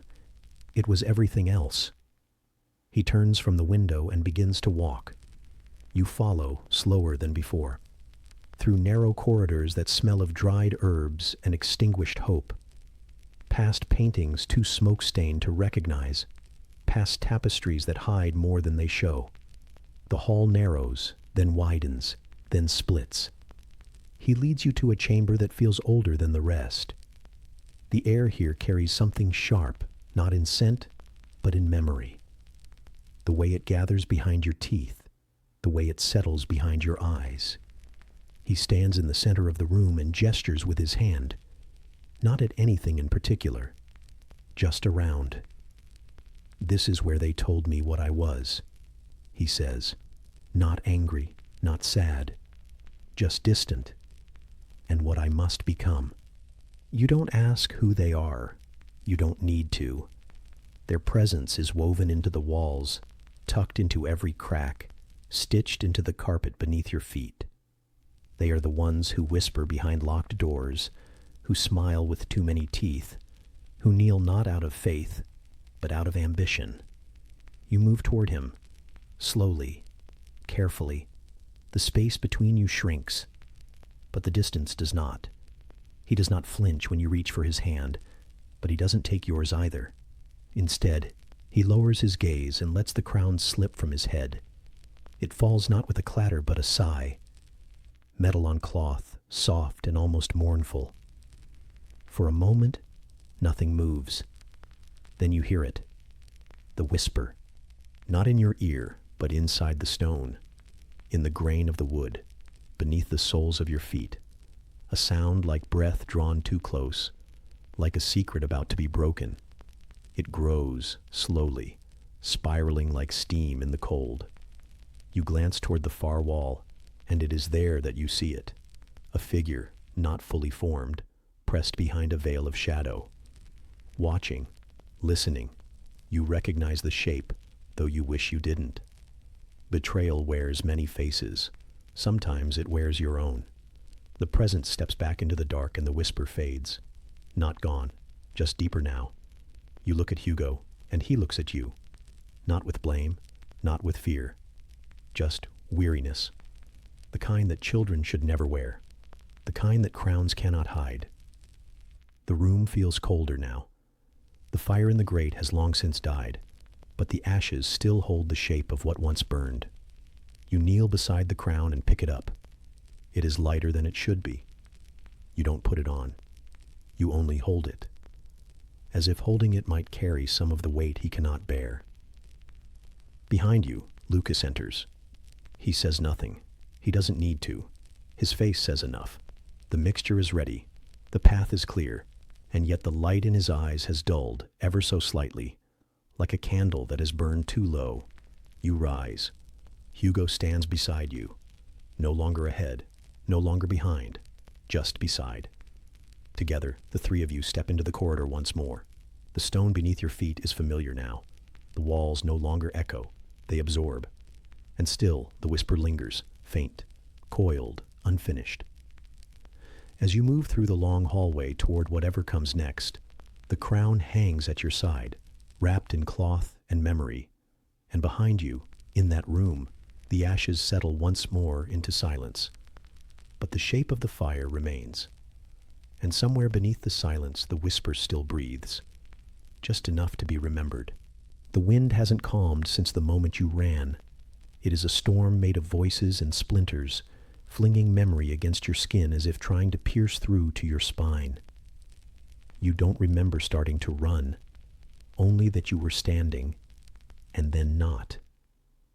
Your arms locked tight around your brother's trembling body, his breath pressed into the crook of your neck, and your legs moving before your mind could follow.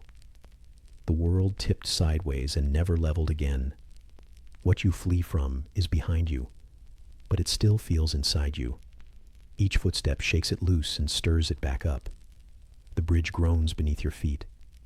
1,000 groans echoing one long death. Not a bridge anymore. Not really. Just a wounded stretch of wood and stone trying to remember how to hold itself together. You don't know how long it's been broken. It looks like it was born in pieces. A splintered thing that was never whole, never welcoming. And still, it's your only way forward. Each step sends a crack into the wind, a question into the sky. Will it hold? Will you? Will he? You don't look down.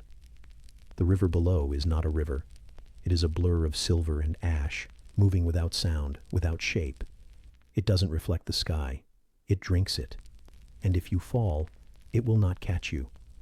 Only remember you briefly and then move on, like so many other things. Your brother is whispering again. You don't know what. Not truly. Just soft syllables pressed into your collarbone, like fragments of dreams not meant for anyone else. His voice doesn't tremble the way it used to. That's what frightens you most. It is too steady, too quiet, as if the world has finally hollowed a space inside him, and now he's begun to live there. The storm leans in harder. Not rain, not yet, but the weight of it. A pressure, a knowing. The air is thick with it. Salt and fire and the stink of rotting wood. Every breath tastes like a question you can't answer. Every gust pushes you sideways, and still you run. Not for speed now, just rhythm. One foot, then the next. The pattern of not stopping. Behind you the sky cracks in half, not with lightning, with sound. Something shouts, something breaks, something remembers your name. You don't turn. You grip Hugo tighter, and the child doesn't flinch. He only nestles deeper, a warm heartbeat in your arms, more real than the rest of the world combined. The broken bridge narrows, splits, widens again. It is like running across the back of something ancient and dying. Its bones shift beneath you. Its joints scream, but it does not throw you off. Not yet. There are gaps now. Not cracks, not lines. Gaps. Spaces where the bridge simply gave up. You don't leap. You don't plan. You just move. The boards meet your feet because they have to. Because you will them to. Because there is no version of this where you fall. Not while he's in your arms. Somewhere far off, above or behind, or inside your ribs. A bell is ringing. Not a church bell. Something deeper.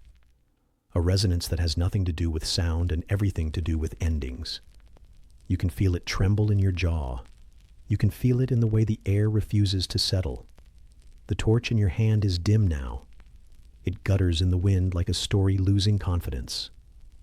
You hold it high, but it does not lead. It only lets you see how little is left of the path ahead. Then a voice. Low, urgent, calling your name from the far edge of the storm. Not an enemy's voice, not an echo. Someone alive, someone waiting. You can't see them. But the sound lands like warmth in your chest. Rare, flickering, almost forgotten. You aim toward it without thinking. A compass made of hope. The final stretch of the bridge is the worst. Boards are missing. Ropes have slackened. The wind roars like a thing that has been denied its meal. You slide more than you run. Wood splinters under your soles. The torch flickers out completely, leaving only breath and instinct. Hugo lifts his head once, just once. You feel his eyes open, feel them see something you do not, but he says nothing, just buries his face again in the hollow between your shoulder and your heart. You do not fall. You reach the end of the bridge like a whisper finishing a sentence it never meant to say. The solid earth meets your feet too gently, as if even it does not believe you made it. You stumble, collapse to one knee, and the arms of someone catch you, pull you in, pull you close. Voices surround you now. Familiar, but muffled. Lucas, soft and frightened. Malie, sharp and shaking. They speak your name, your brother's name. They help you stand, but your body feels distant. The world turns in slow spirals, and you let them guide you without resistance. The bridge behind you creaks again. One final groan, and then it gives way. Not all at once, but piece by piece. Boards tumbling into the churning gray. Ropes snapping like tendons. A final breath exhaled by the path that carried you. No one speaks, not even the storm.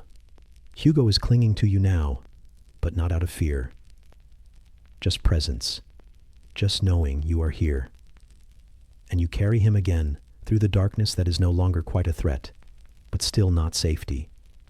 You don't remember how far you walk. Only that each step is allowed, and that is enough. The world narrows again to firelight, and then to warmth, and then to silence, but not the dangerous kind. The kind that waits for sleep.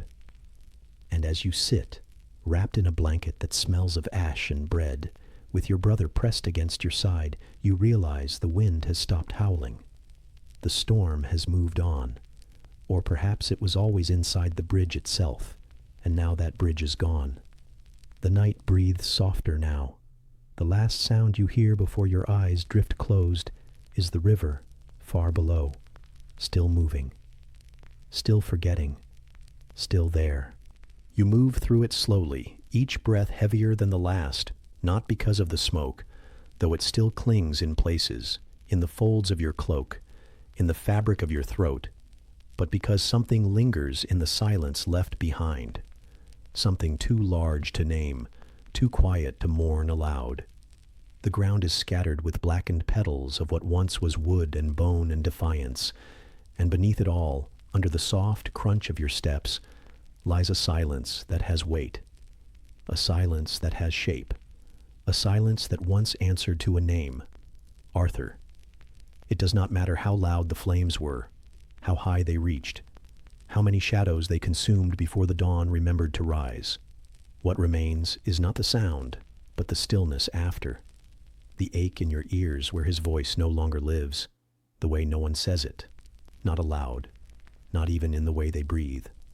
His name is buried now, beneath ash, beneath choices, beneath the kind of grief that sits behind the ribs and never quite finds the door out.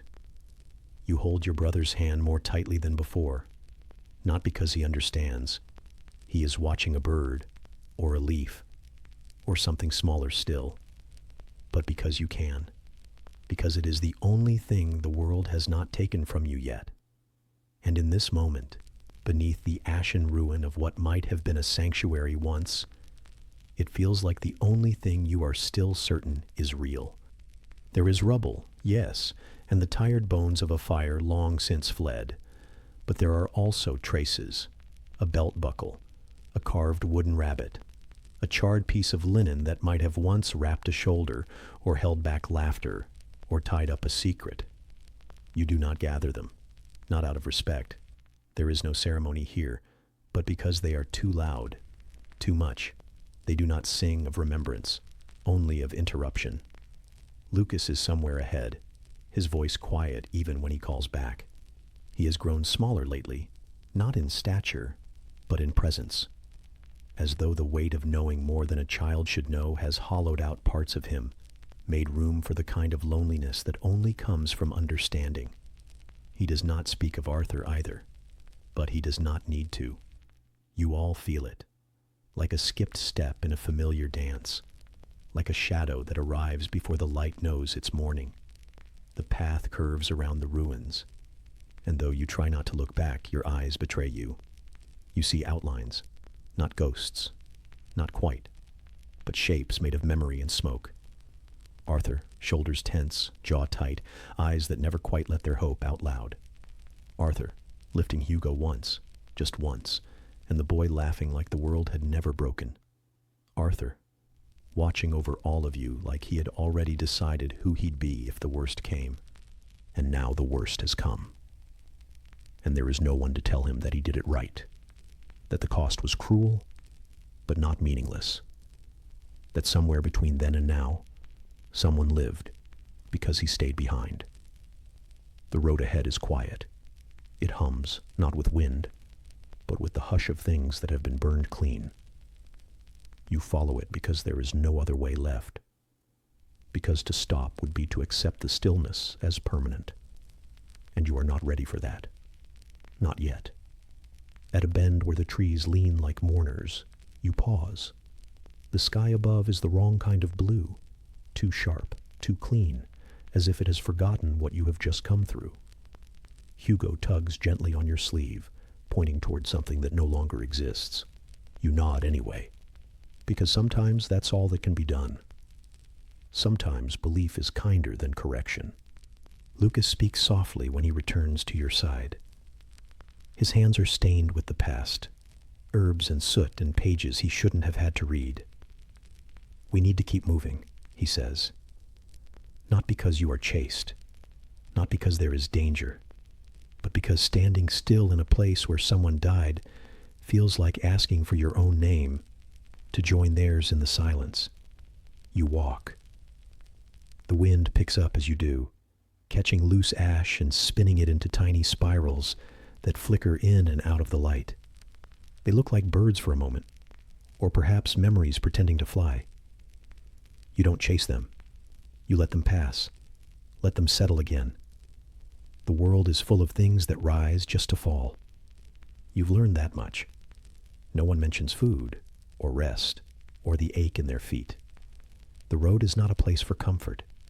It is a place for motion, for remembering with your bones instead of your voice, for choosing, with each step, not to collapse. Somewhere behind you, far enough now that it could be another life, a roof caves in. You do not turn around. The sound is soft, final. A breath let out. A name whispered once more before being folded into the earth. You wonder if Arthur would have said something, had he known. Something dry, maybe. Something sarcastic. Something brave. But the truth is, you will never know. His final act was silence, and you are the ones who must carry what remains. When dusk settles, it brings with it a gentler air, the kind that does not sting but soothes, like a hand on your back that asks nothing of you. You find shelter not in a building, but beneath a canopy of trees whose branches do not reach toward heaven, but toward each other. Close. Quiet. The way you imagine safety might feel if it ever stayed long enough to be recognized. You build no fire. You share no stories. You lie beside Hugo and listen to the way he breathes. It is still the softest sound in your world. Still the one that grounds you. Lucas curls nearby, his coat too thin, his knowledge too heavy. He will dream of things he cannot tell you. He always does. And as sleep drifts over your limbs like dusk spilling into a forgotten room, you do not say Arthur's name, but you feel it. In the way you lie closer to your brother. In the way you keep one hand curled near your sling. In the way you breathe, as if each breath is a promise you refuse to break. Because some names are not meant to be spoken. Some are meant to be carried, quietly, steadily, like ash tucked into the folds of your coat. And somewhere, in the hush between the wind and the earth, something like a memory exhales and is gone. The last of the ash clings to your boots as the road changes beneath you. It is not clean. Nothing is clean anymore. But it is different, less sharp, less sorrowful in its silence. There are tracks in the dirt now, fresh ones, lined and uneven. Wooden wheels carving shallow paths beside lighter footprints, small and uneven. You do not follow them. You are part of them. You are leaving a trail now. A new one. A quieter one. Behind you, grief flickers still. But ahead, just ahead, something wooden creaks like it's trying to remember laughter. The cart is not much. It leans slightly to the left. One of the wheels is smaller than the others, and it moans in protest on even the softest bend. The wood is scarred, weathered from rain and breath and old rope that never tied quite right. But it holds. It holds everything. And in a world that no longer promises stability, that is no small thing.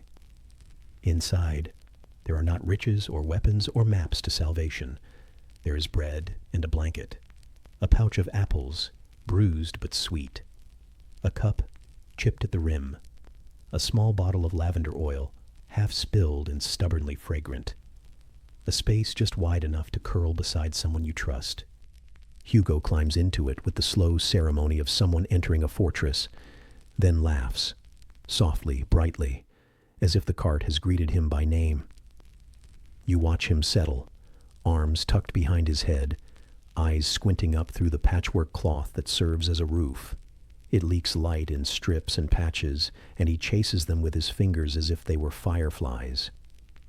Lucas sits near the front, adjusting something in a satchel he never fully closes, muttering measurements under his breath.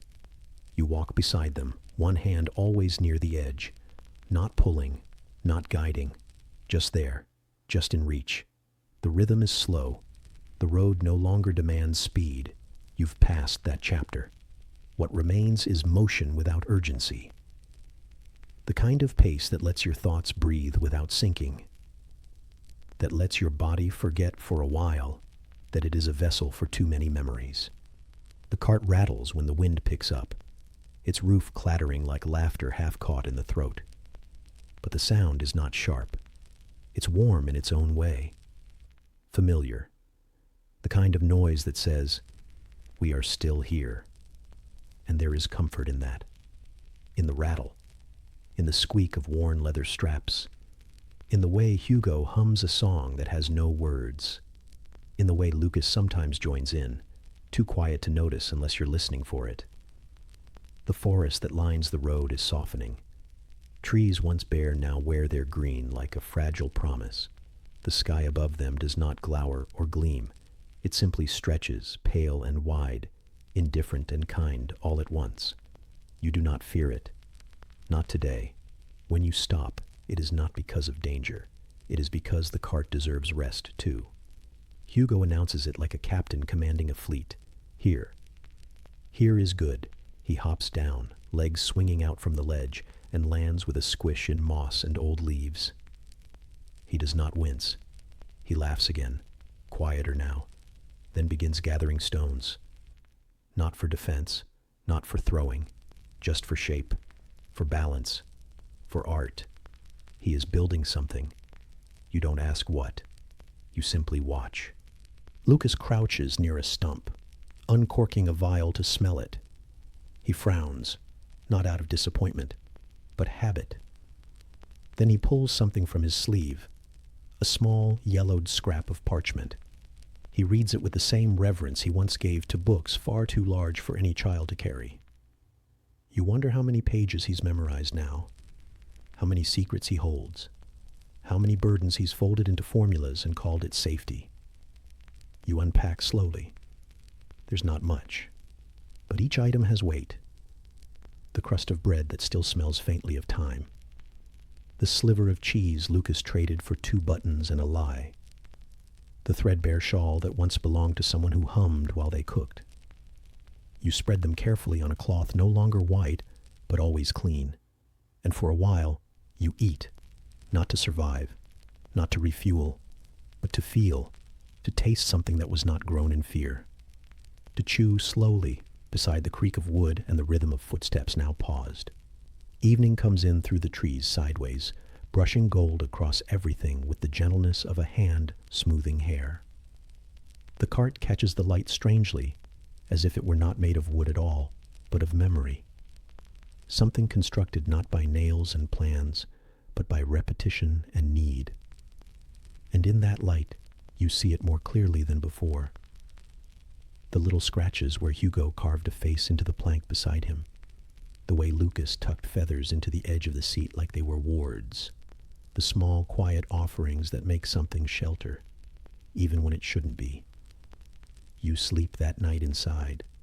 Not because there's no danger, but because there is less of it. Because the cart, for all its leaning and moaning and rattling, feels like something that will not betray you. You curl beside Hugo, his breath steady and warm against your arm. Lucas mutters in his sleep, syllables half lost to dreams, fingers twitching around invisible vials. The roof crackles once, a soft pop as if releasing the last of the day's breath. And in that small space, not wide enough for grief to stretch out fully, you feel something that isn't joy, but its cousin. A distant warmth, a flicker, the beginning of a kind of safety that doesn't shout, that simply stays. The world outside still shifts, still threatens, still remembers you're here. But inside the cart, there is only the slow creak of wood beneath moonlight, and the hush of breathing that means you are not alone. Not yet, not tonight. The road behind you doesn't end so much as dissolve into mist, into memory, into the soft crunch of wheels on wet earth, half-forgotten names trailing in the ruts like threads unspooled. The cart sways gently, not as a vehicle, but as a lullaby, drawn forward by horses who no longer need direction, only rhythm. You sit beside your brother, your hand brushing his, and though neither of you speaks, the silence says enough.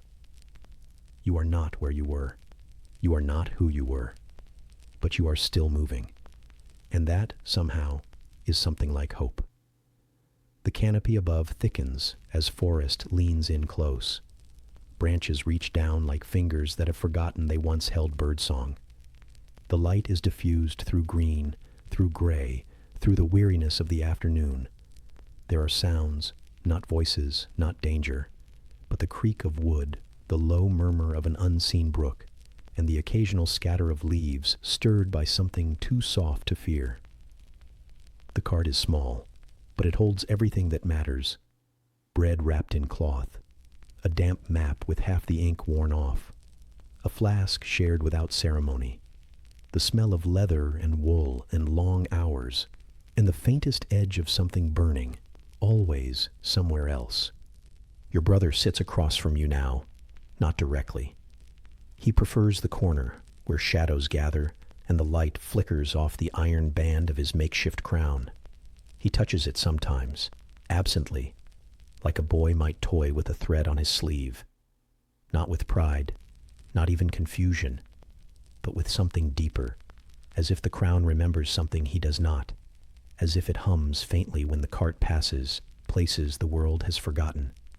He does not speak often, but when he does, his voice is quieter than the wheels, more hesitant than the wind. Today, he asks if rats dream, and though you do not know, you say yes, because that answer is softer, because maybe he needs it. Maybe they dream of dark tunnels and warmth and safety. Maybe they dream of him. The road narrows, becomes more trail than path. Ferns scrape the wheels, and somewhere overhead birds argue in a language older than prayer. The cart doesn't stop. It never stops, not entirely. Only slows to adjust, to breathe, to shift its weight like something living. It is not just a cart anymore. It is a shelter, a home built from motion, a memory on wheels. Inside, Lucas mumbles as he sleeps, his face pressed against a sack of grain that smells faintly of sun.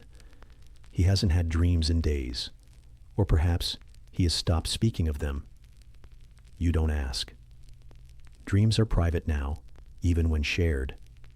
Millie curls beside the barrel, her cloak tucked under her cheek, a dagger beneath it as if old habits can still offer peace. The cart holds them all, quietly, carefully, like pages in a book no one else remembers.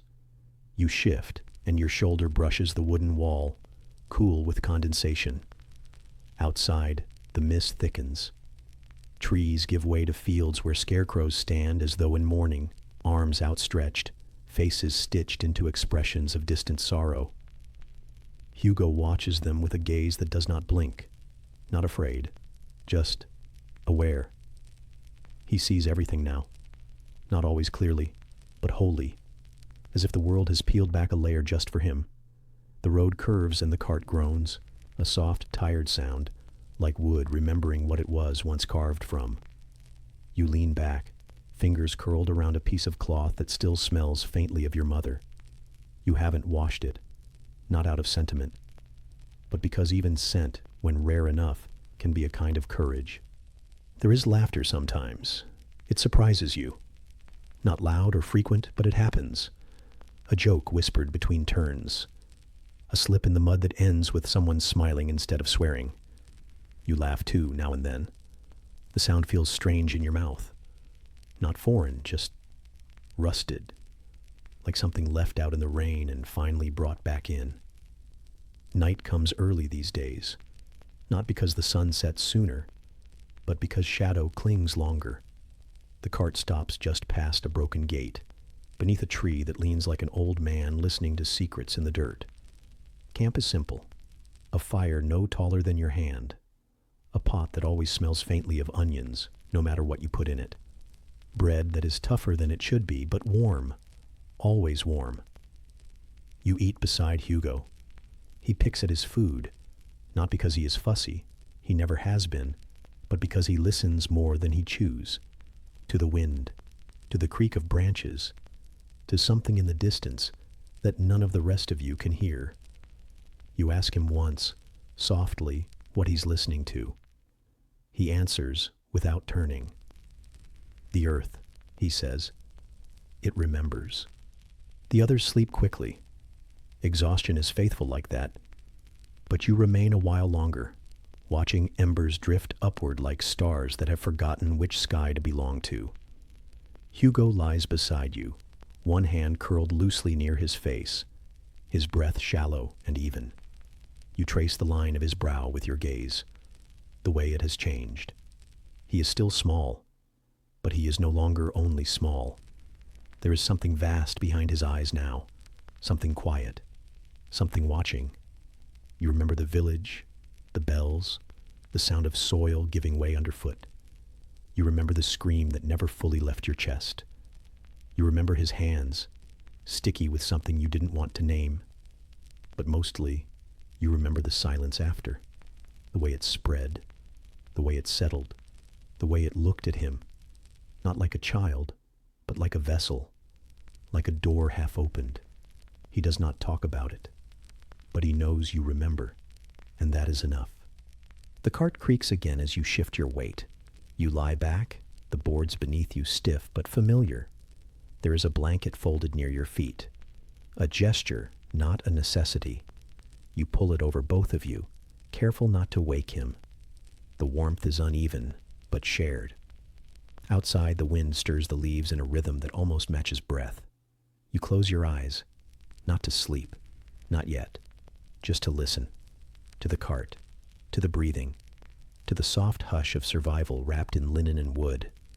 And somewhere in the dark, the boy the world forgot begins to hum. Not loudly, not clearly, just enough for the night to remember him back. The last sound from before, a breath, or a name, or maybe just the rustle of cloth as you reached for him, follows you into the dark like something unfinished. The path behind is smudged with ash and echoes, and the path ahead is no clearer. But you keep going, fingers curled gently around his. His hand is so small, still warm, still trusting. Even here, even now, the ground no longer feels like earth, not in the way it used to. Beneath your feet, the stone pulses faintly, not alive but not lifeless either. A deep, slow throb, like something dreaming beneath centuries of soil and silence. Each step sends a whisper upward through your boots, into your bones. It doesn't hurt, it hums. The moon overhead is not whole. It hangs in tatters like a veil caught on a nail, broken but watching. Pale light bleeds through its jagged edges, painting the stones in a ghostly sheen, illuminating the circle carved into the ground with lines too old to belong to any faith you remember. They twist in runes and ridges, in symbols half swallowed by moss and time, and still they shimmer faintly, like something waiting to be read. Torches ring the space. Each flame sputters as if it breathes in rhythm with the cold. Not orange, but a pale, shivering gold that wavers toward white at the tips. They smell of pitch and something stranger, not rot, not incense, but something between, something ancient. You step forward, and the circle accepts you, not with ceremony, not with sound, just with silence that deepens, tightens, curls close. Hugo stands beside you, his face unreadable, his eyes too still. There is no fear there, but not comfort either. Just that strange calm that lives in children who have seen too much. You tighten your grip without meaning to. He doesn't pull away. Around you, the robed figures begin to move. Not in unison, not yet. They sway like stalks in wind, each guided by a rhythm you can't hear, a melody meant only for them. Their hoods mask their faces, but not the weight of their presence. You do not know who they are, only that they are not surprised you are here. The chanting starts softly, as if emerging from the walls rather than mouths. Low, murmuring, filled with vowels stretched past meaning. Not Latin, not French. Something older, heavier. It does not rise.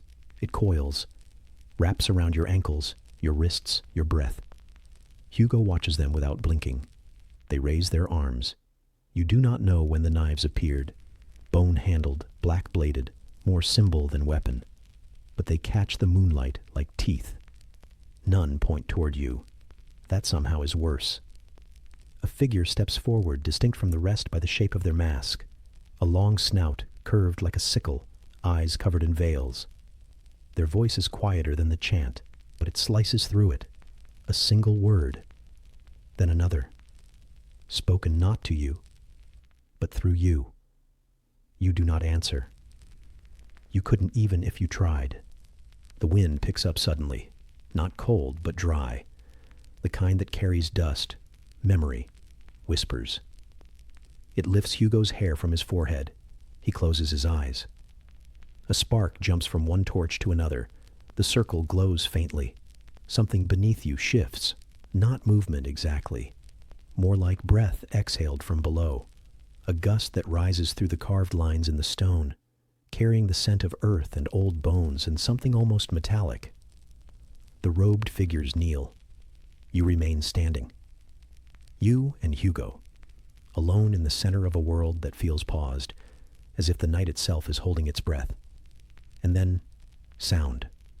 A crack, like stone splitting. The circle beneath you lights up with a dull red glow, slow and crawling, tracing ancient lines like veins. The robed figures remain still. The masked one speaks again, and this time you understand none of it, not even the rhythm. But Hugo begins to tremble, not with fear, with knowing. He looks up at you then, just a glance, but in it is something infinite, something that does not belong in eyes so young, something patient, something old. I hear them, he whispers, barely louder than the wind. And you do too. If you listen just long enough, just deeply enough, beneath the chant, beneath the wind, beneath the hum of the torches and the crackle of stone, you hear them, skittering, scraping, a tide rising not from the sea but from the bones of the world. Rats, endless, countless, but they do not come. They wait. For him. The glow pulses once. The masked figure drops to one knee. The others follow. The chanting stops. The torches flare, not brighter, just higher, as though lifted by invisible hands. The circle holds its light. Hugo takes a step forward. You start to hold him back, but your hand stays. You do not know why. He kneels, places his hand on the ground, and whispers something too soft to catch. The rats do not emerge, but the earth answers. A slow, curling sound, like roots dragging through hollow stone, rises from below. The figures around the circle lower their heads. You and Hugo stand alone in the center of the ritual, not broken, not finished, just turning like a wheel. The masked figure approaches slowly, hands empty now. A whisper passes from their veil to your ear, but the meaning does not remain, only the shape of it, like a lullaby you once knew, sung backwards in a dream. They place something in Hugo's hand, small, cold, metallic, a circlet. Twisted iron, shaped with no symmetry, sharp in places, delicate in others. Not a crown, a reminder. Hugo looks at it, turns it once in his hand, then closes his fingers around it. He does not wear it. He simply holds it. And the moment ends. The torches fade. The light dims. The circle's glow retreats back into stone. The chant never returns. You and your brother walk away, slowly, quietly, between the kneeling figures. They do not move. They do not speak. They do not need to. You step back into the night, into the cold, into the silence that follows. And behind you, beneath the broken moon, the ritual stays unfinished, but no longer waiting. It simply rests, like the breath you didn't know you'd been holding, like the crown still warm in his hand, like the sound of the rats no longer calling, only listening. And somewhere far behind you, something exhales, not in pain, not in rage, but in reverence. A wind that carries nothing but dust.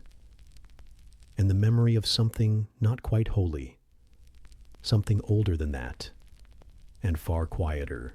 It was not silence that followed the ritual, not truly.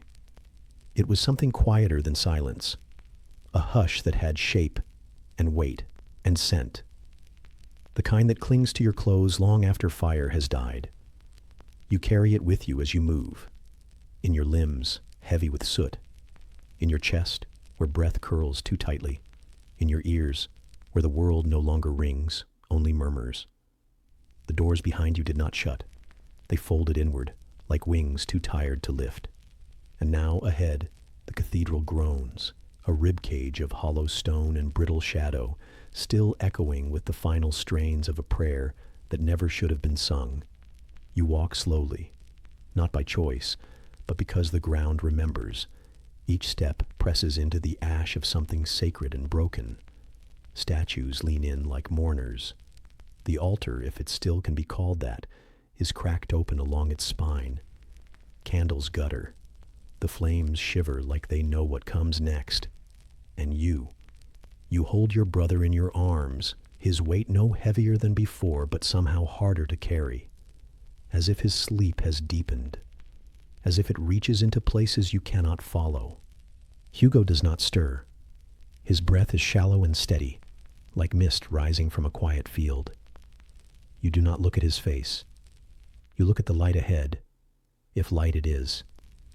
It bleeds through the broken arches like something wounded. It pulses, slow and red, in rhythm with a heartbeat that is not yours. The Inquisition waits. They do not chant, not anymore.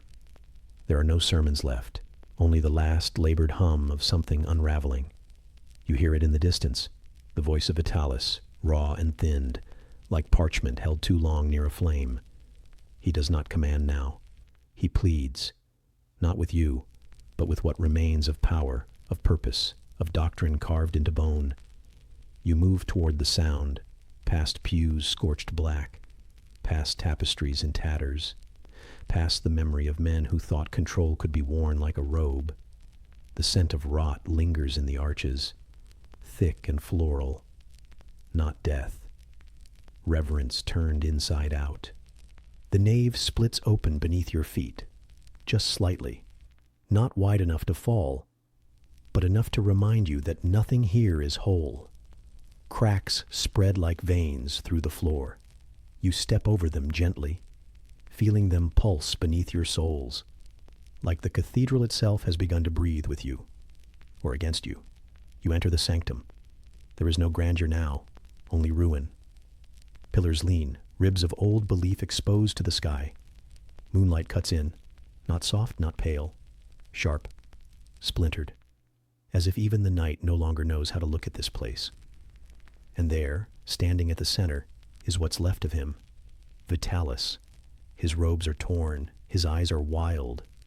But it is not madness that shapes his face, it is grief, the kind that bends inward, feeding on itself. You do not speak, neither does he. The silence between you stretches like a blade drawn slowly from its sheath. He reaches out, not to you, but toward Hugo. And the moment he does, the world shifts, the rats return. Not in swarms, not in screams, but in tides, slow and mournful, like a funeral procession of fur and teeth. They line the walls, the arches, the broken pews. They do not move closer, they do not need to, they are listening. Vitalis speaks finally, but the words are not meant for you. They are old, buried.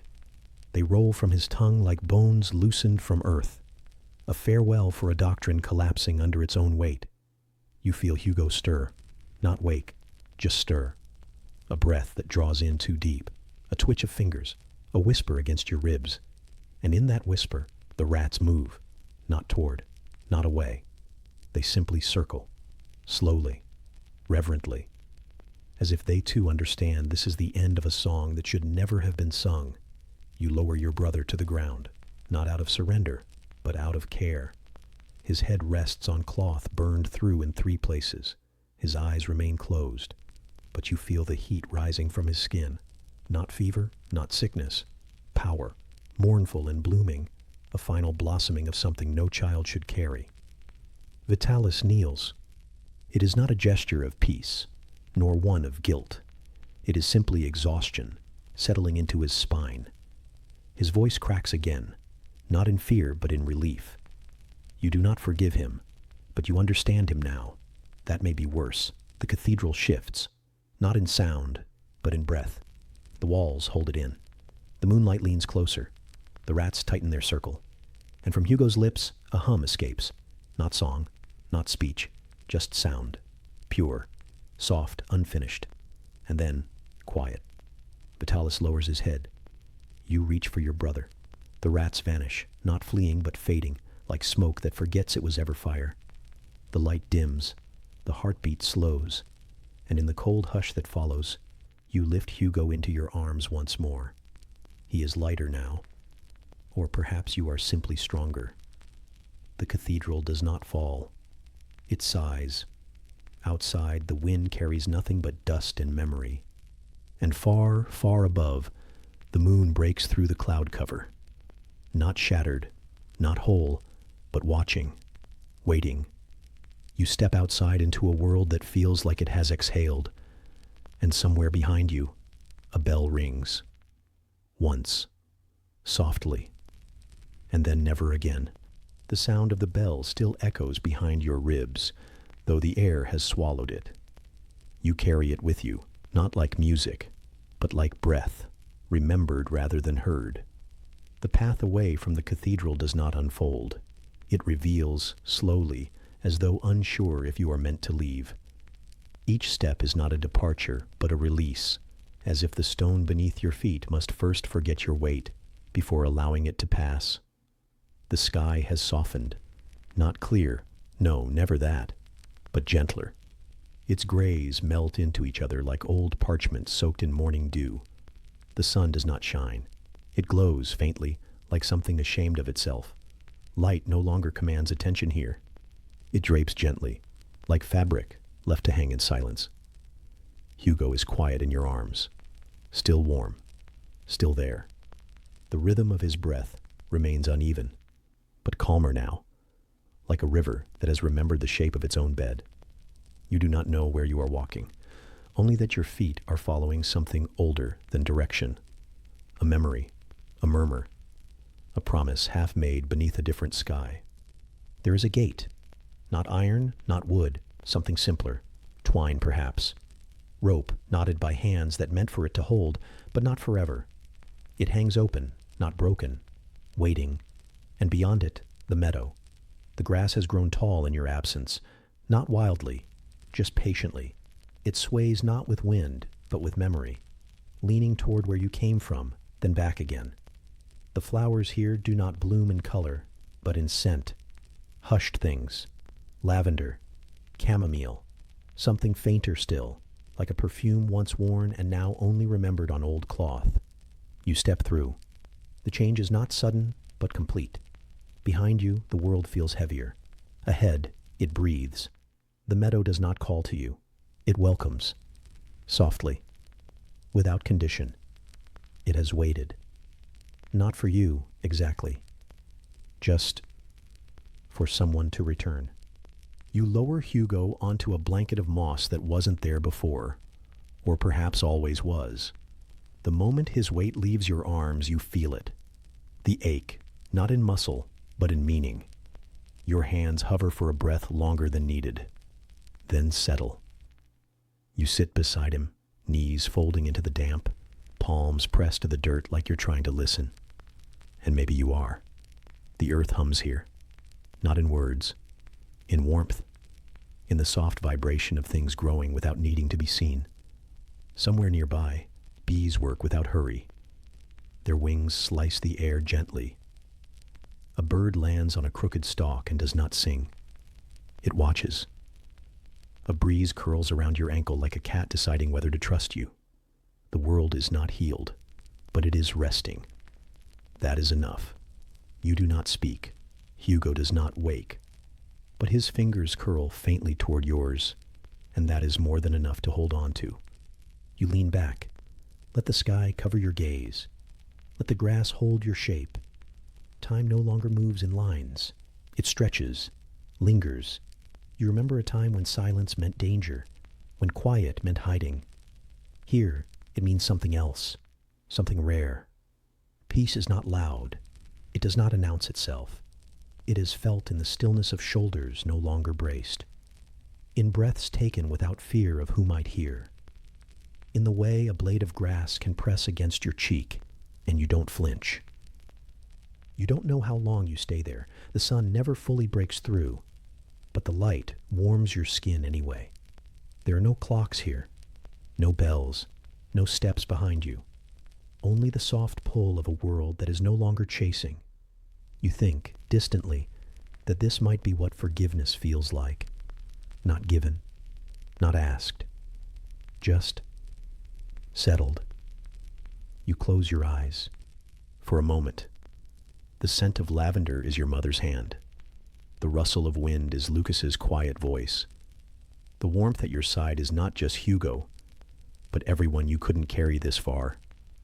They are not gone. They are folded into this field, into the way it waits, into the hush that holds your name. When your eyes open again, the sky has shifted, not in color, but in mood. A deeper hush now, a lull before dusk. Hugo still breathes, and you trace each rise and fall with your own. You do not need to move, not yet. The world will wait, like the meadow did. And somewhere, beyond the trees, a single petal drifts, slow, pale, almost glowing. It lands on Hugo's cheek and stays.